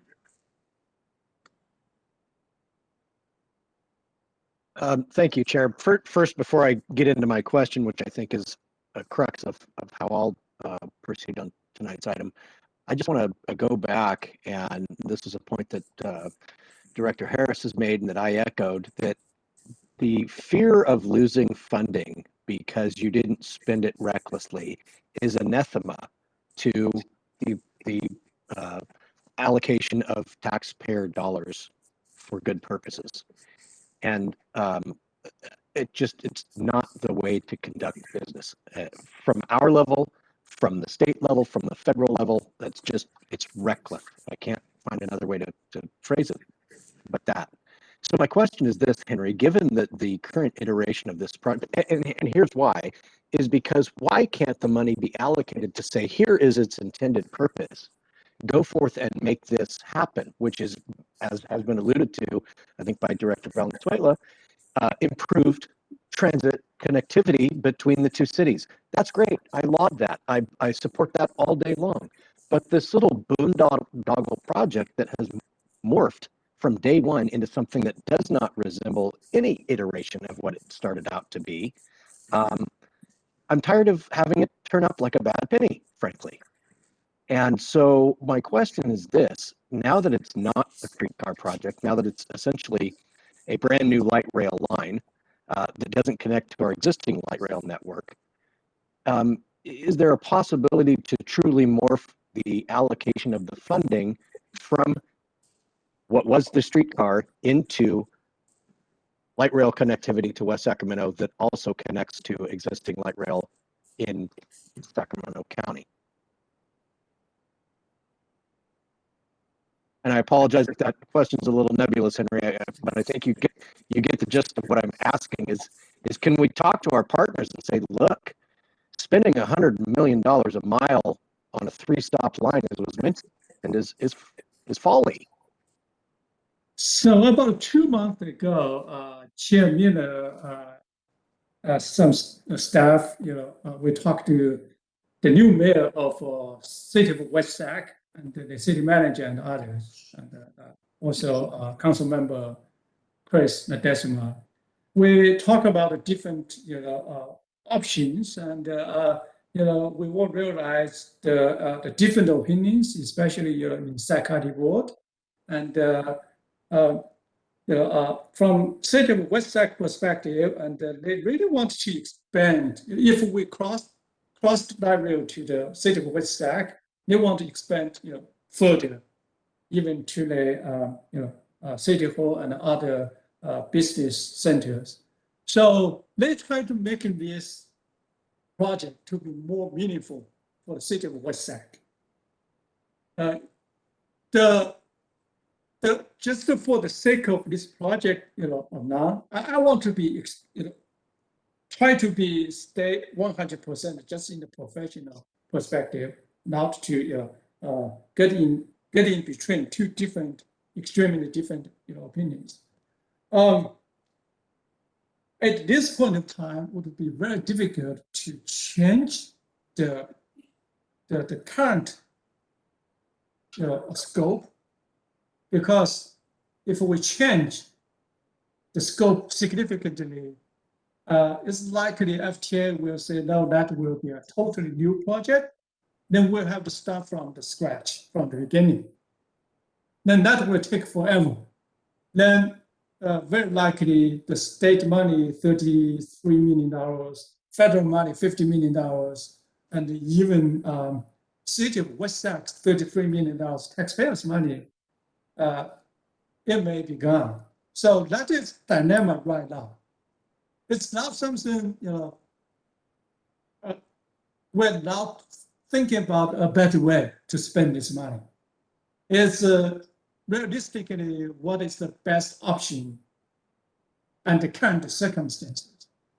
Just want to re-emphasize another point, which is right now we're asking board to allow the project to continue 2 studies, not ask board to say, because we don't know if FTA will approve this project or not eventually after these 2 studies done. So we're really just asking board to approve this, as we explained to the board last time. And then this funding comes from federal, from SACOG, and so that's why staff recommend the board to approve. Let these 2 studies moving forward. Then when we do the construction bid, or when the FTA locates the overall scope, overall funding, structure, and other major key factors, then they will decide to say they will approve this, the SSGA Smart Grant Funding Agreement or not. So that's very much the kind of status. Well, I appreciate the delicate balance, Henry, that obviously you have to abide by to not make this political for your position. But I think that what I heard in your answers, even though this project does not resemble the original streetcar either in the vehicles that will be running through the streets, nor in the planned right-of-way or path that it will take, that it still is enough of the same project. That I appreciate the goal to get across the river and then it can expand from there. I think that's a laudable goal. The disconnect back here on our existing network is what is troubling me. Now that this is not a streetcar that was supposed to be an economic development driver. Please allow me to add another point, which actually relates to what the rail yard development. Also the rideship forecast. I know Director Harris emphasized are we really going to have enough rideship? So this study we're going to have updates rideship forecast through the remaining study. Maybe at that time, we will say what the result will look like, the rideship forecast. And because of the smart ride service in the downtown area and more potential service in the rail yard, that may actually help the current revised scope of this project, revised version, scope, whatever. The original 4.3 miles goes through the Edge Street and circle back to the convention center, all those type of stuff. In my staff's opinion, the revised version probably is a better, option now. So that's very much, why staff, would like board to just approve the current request. Okay, well, I've consumed enough of the board's time. Thank you. Director Budge? Yes, thank you, Steve. Well, I want to, I have to agree with my colleagues, Harrison, Valenzuela, and Hume. I did not vote for this the last time around, and I can't vote for it again tonight. From my perspective, it's taxpayer dollars, even though the taxpayer dollars may be funneled to us from Washington, D.C. Any way you look at it, when we bring our taxpayer dollars home, they're supposed to be used for a project that is cost-effective, valuable, and useful to a lot of people. And there is no logic in running light rail from the Sacramento Valley train station to the ball field.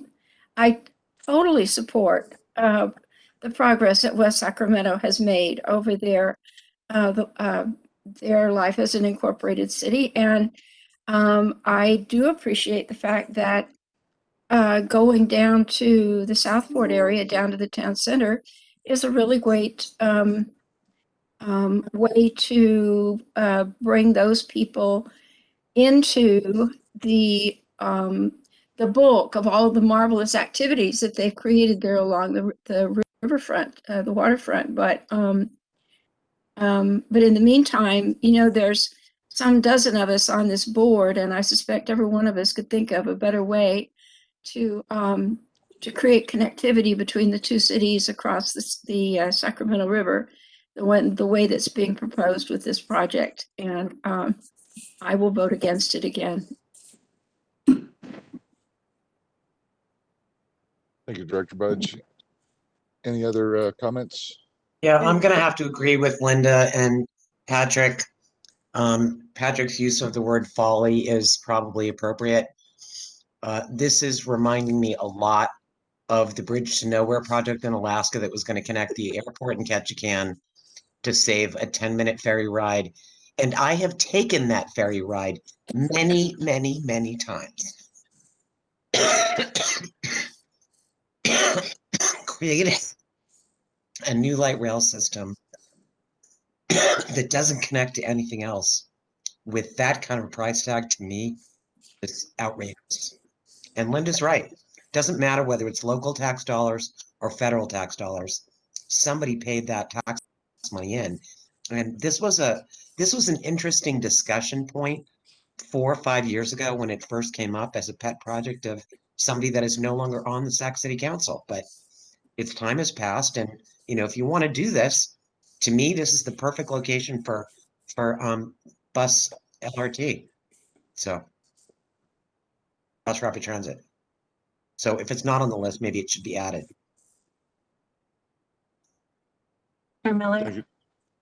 Go ahead, Director Valenzuela.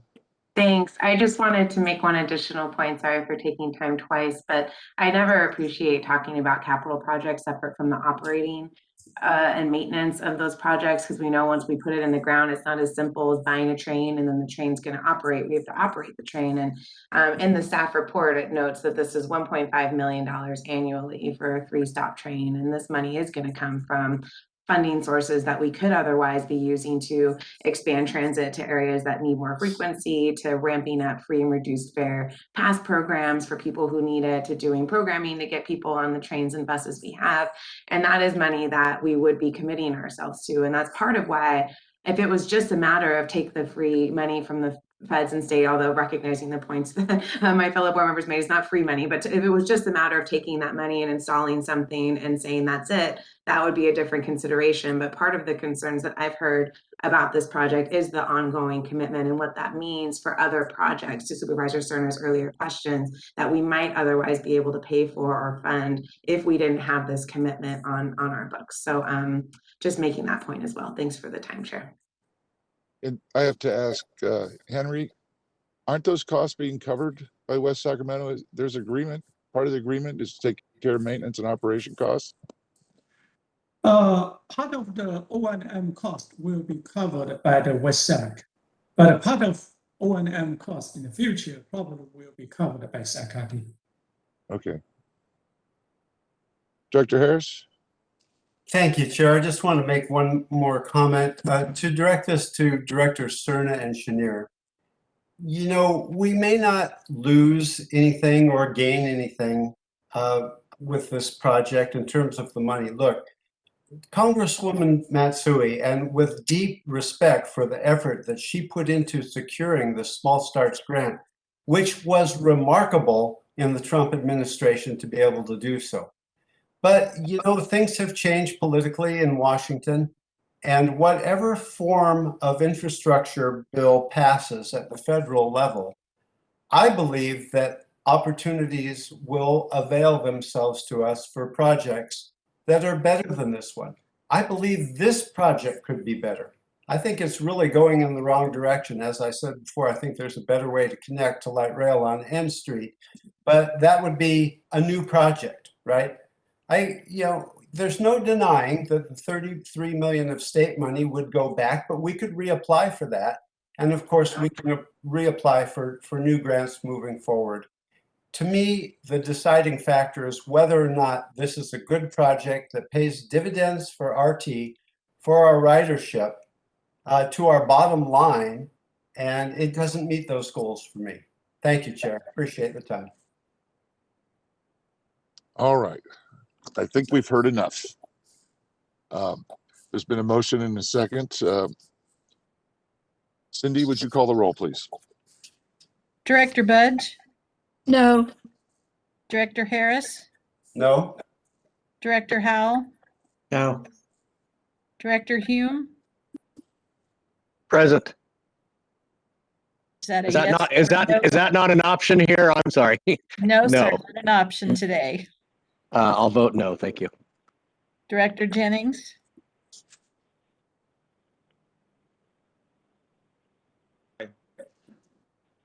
Director Kennedy, No. Director Natoli, Aye. Director Chenier, Aye. Director Cerna, Aye. Director Valenzuela, No. Chair Miller. Aye. All right, let me do some calculating here. The motion passes at 51 votes. I'm just going to verify this real quick since it. Director Valenzuela with the no vote, Director Budge with the no vote, Director Hume with the no vote, Director Natoli with a yes vote, Director Kennedy with a no vote, Director Chenier with a yes vote, Director Harris with a no vote, Director Jennings with a yes vote, Director Cerna with a yes vote, Chair Miller with a yes vote, and Director Howell with a no vote. Motion carries at 51 votes. The item passes. Very bad. All right, on to the next item, please.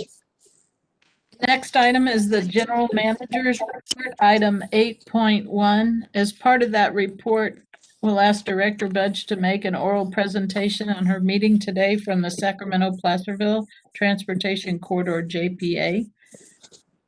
Mr. Lee, would you like to start first? Sure. Good evening, Chair Mina, members of the board, and the public. During last board meeting, Director Barnes Warner requested SACRT conduct a workforce analysis to look at the salary, gender, and race for management and non-management position. SACRT Equal Employment Officer recently conducted such an analysis that SACRT has met or exceed utilization requirements for majority of the job classes and also met the racial, gender, and pay salary equity goals.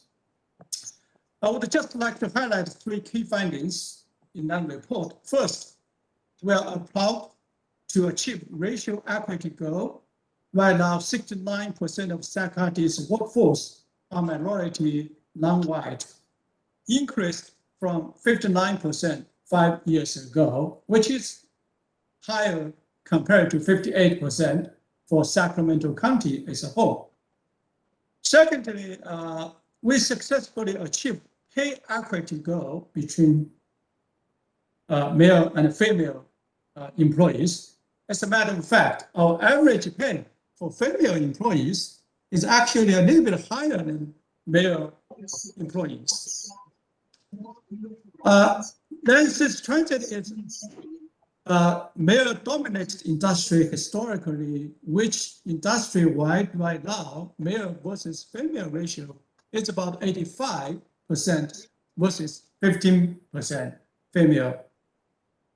In SACRT, we actually doubled that. We employ over 33% female employees, and more than doubled than the industry average. In our management, we employ over 40% of female employees. Next, I would like to briefly highlight the results we received from our independent SACRT Go ADA customer satisfaction survey conducted recently. As you know, we began operating ADA service in-house last July, and it is important to have a baseline for customer satisfaction.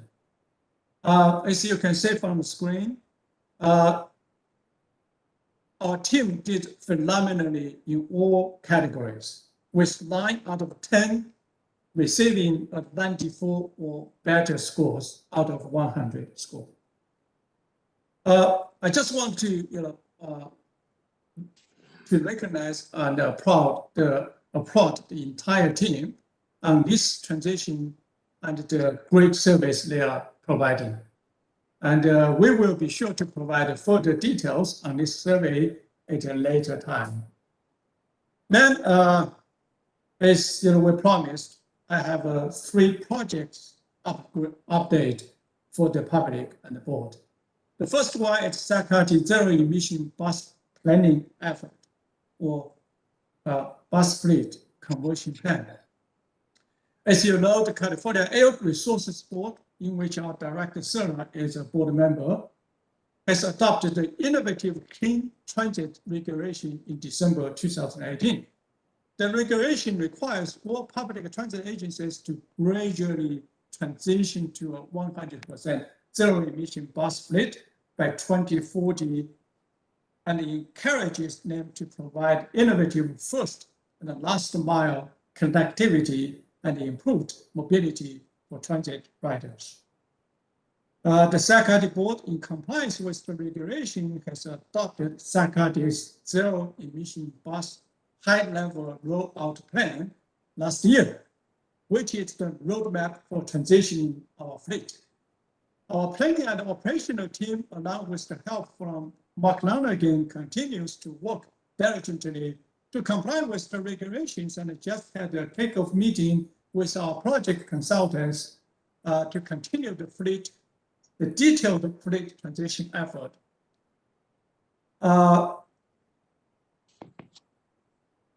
This will include a number of internal meetings over the next couple of months to coordinate department and discuss in detail bus fleet needs such as real estate, infrastructure, technology, and more, and lots of outreach to the communities too. As you know, we already have 21 electric buses in our fleet. In partnership with Electrify America and Eurobus, we have 12 electric big buses dedicated to the Causeway Connection bus service, linking the UC Davis main campus with the medical center. We also have 9 smaller electric cutaway buses dedicated to Sacramento Smart Ride service. And this coming August, we will be receiving 3 new electric big buses that will serve Sacramento's express route to the airport. The airport route has been suspended due to the pandemic, but in September, we will be relaunching this popular service, and we are excited to deploy the 3 new electric buses. Our operations and maintenance team recently met with the International Transportation Learning Center to review Sacramento's experience and progress with electric buses and our preparation for the conversion. The center is the only national organization that focuses on the frontline workforce in public transportation and transportation in general. After discussing our project updates with the center leadership last month, the program director of the organization had this to say, shown in the screen. And in the middle part of that says, at a time when so many agencies are struggling to bring technicians up to speed on basic electrical and electronic skills, Sacramento, through its apprenticeship and training programs, has ensured that these foundational skills are already in place.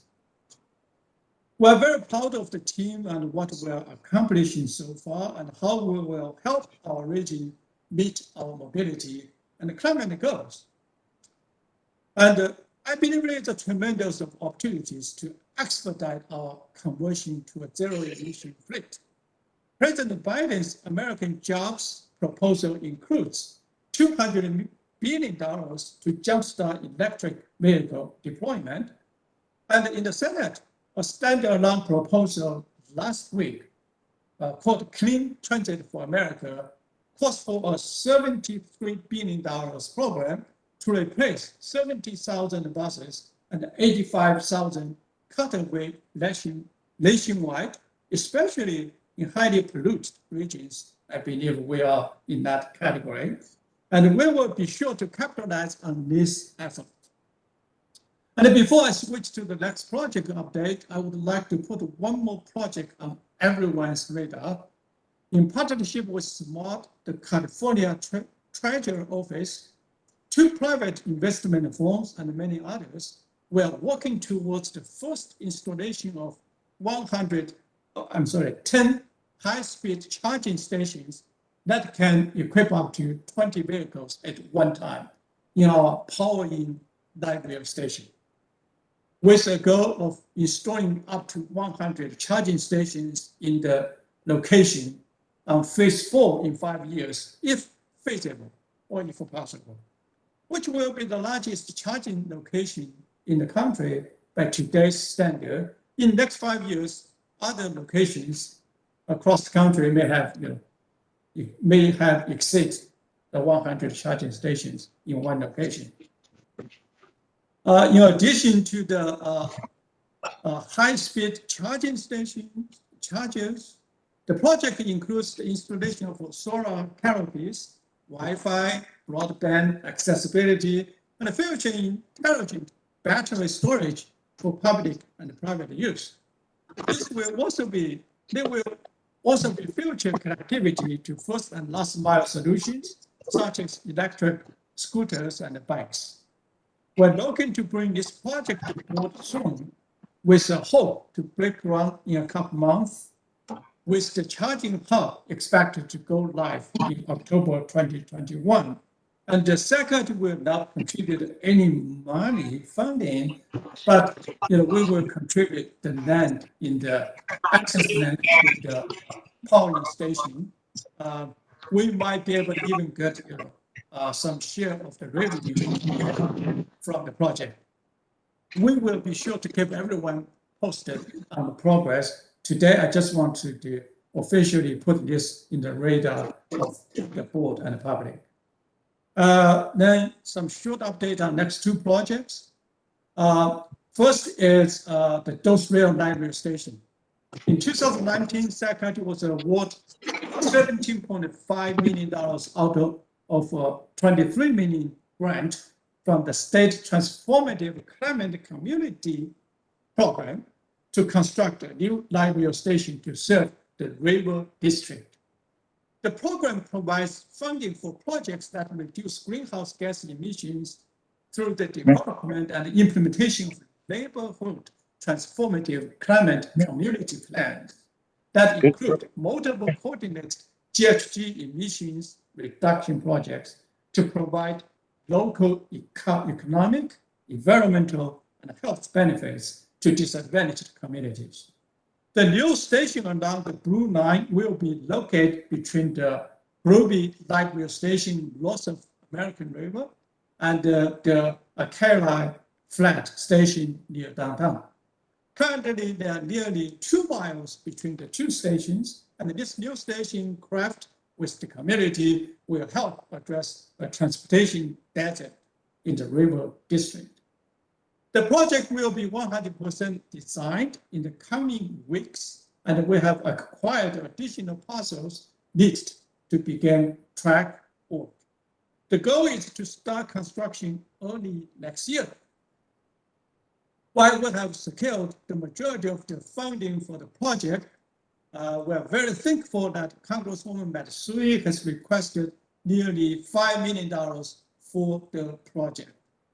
And the House Committee on Transportation and Infrastructure plans to advance surface transportation authorization legislation later this spring. The committee will formally accept requests for projects from House members known as earmarks. Members are limited in their requests, so we are thankful for the federal support from both Congresswoman Matsui and Congressman Barra for our projects. By the way, Congressman Barra asked for a couple $2 million for the Bonesbrook Station in Rancho Cordova. And we also asked Senator Feinstein for some funding for a major project. Then the last update is, so far in March and April, we have provided more than 1,700 free rides for people getting to and from vaccine centers. Since the free ride program shows strong demand, we plan to extend it through July 31st, and again reevaluate as we get closer to say if there is a need to extend it further. And finally, to conclude my remarks, I would like to share a brief news clip highlighting our recent partnership with the Downtown Sacramento Partnership, the R Street, Middletown, and the Broadway business districts. We have a business advisory board, and we regularly met with them, and the advisory board is chaired by the Downtown Partnership previous chair, Mr. David Taylor, and a whole bunch of influential business owners and leaders. We have been doing that for 3-4 years until the pandemic.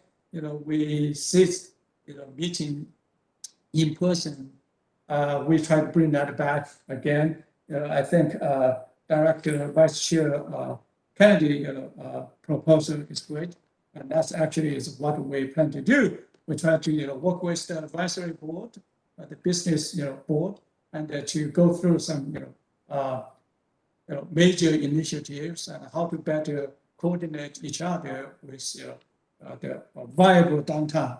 And we would really like to encourage or invite any board members who are interested to join the future advisory business, advisory board meetings or committee meetings in the future. And we have teamed up with those business districts in the downtown area to offer free rides every Wednesday through June 16 in support of local businesses and job seekers.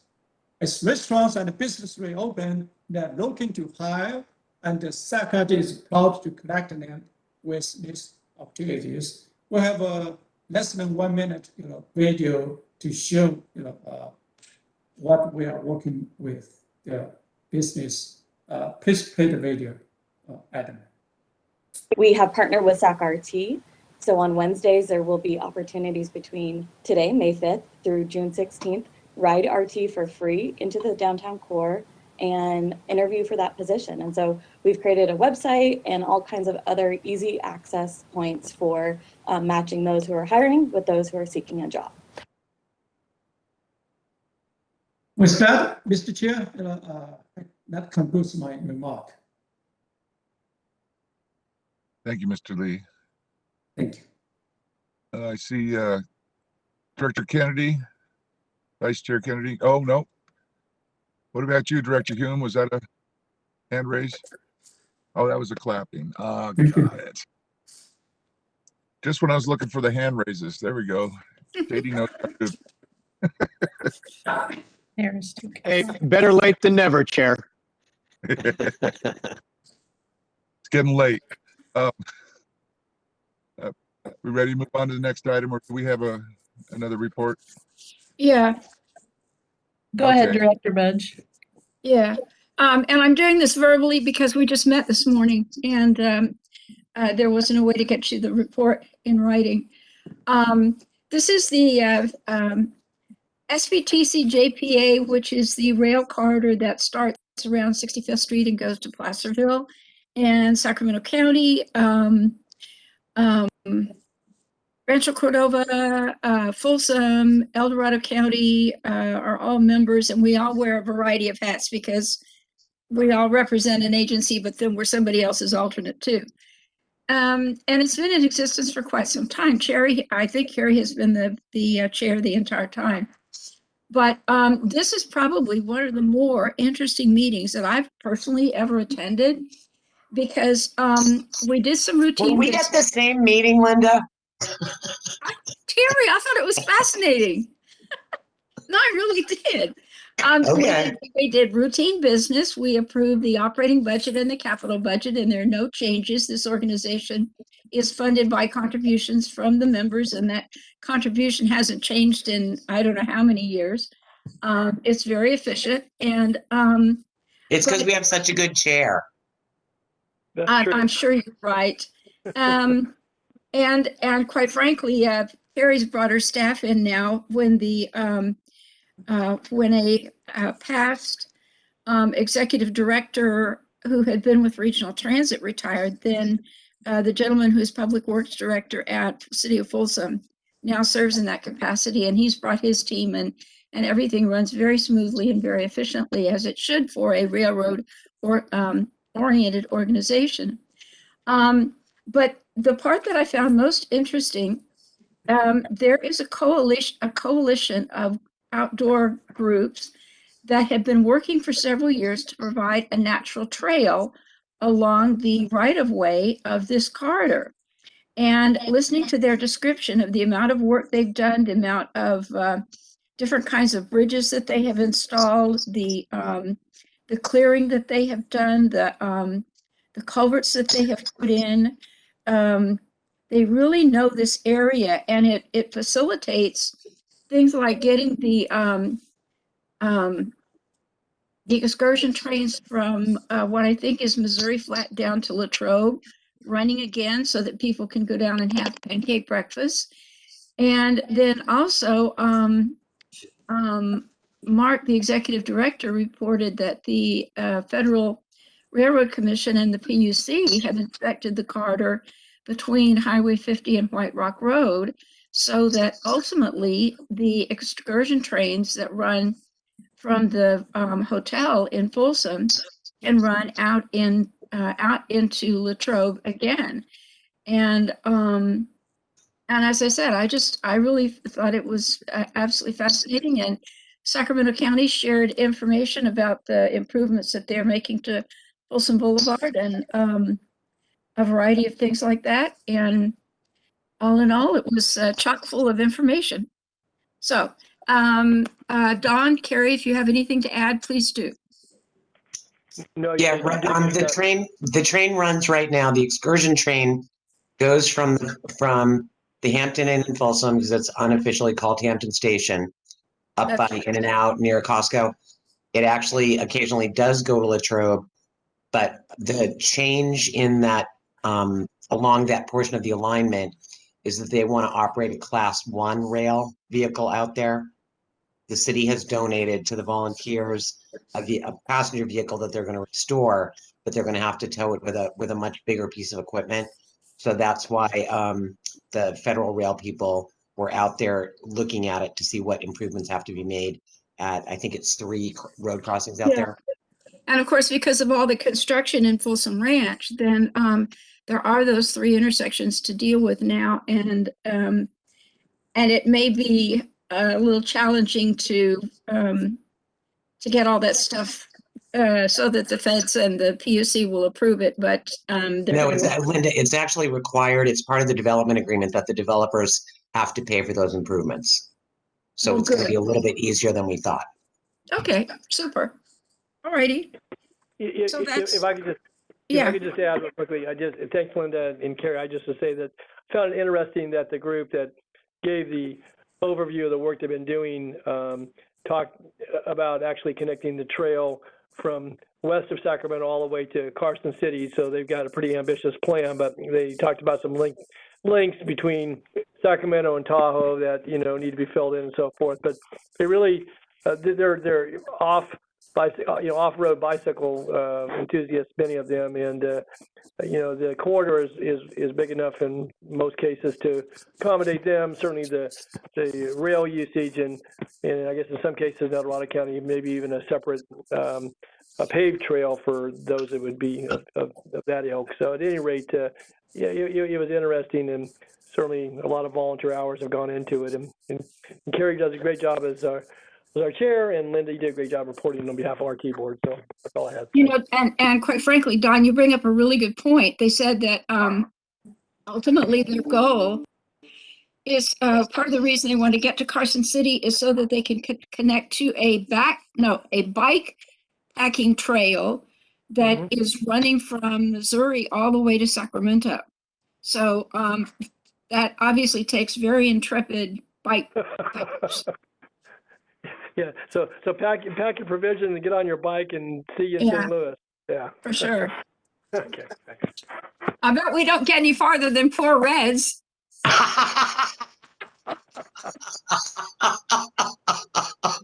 That was the joke of the day, guys. Sorry. And that concludes your report. You betcha. Okay. Yay. Next meeting cannot be at Poor Reds. All right. Thank you. Cindy, what do we got next? If Director Harris or you, Chair Miller, have anything to add to the Capitol Corridor report that was in your package tonight? It's highly accurate as far as I'm concerned. Jeff? I'm good with it. Yeah. Thank you. And then we have reports, ideas, and questions from directors and communications, if any. Are there any? Linda? Hearing none. Are there any more items? No, Chair Miller, nothing further. Well, thank you everyone for attending tonight and your patience. It was a rather long meeting, but we are adjourned. Good night. Good night. Thank you. Night. Thanks. Bye.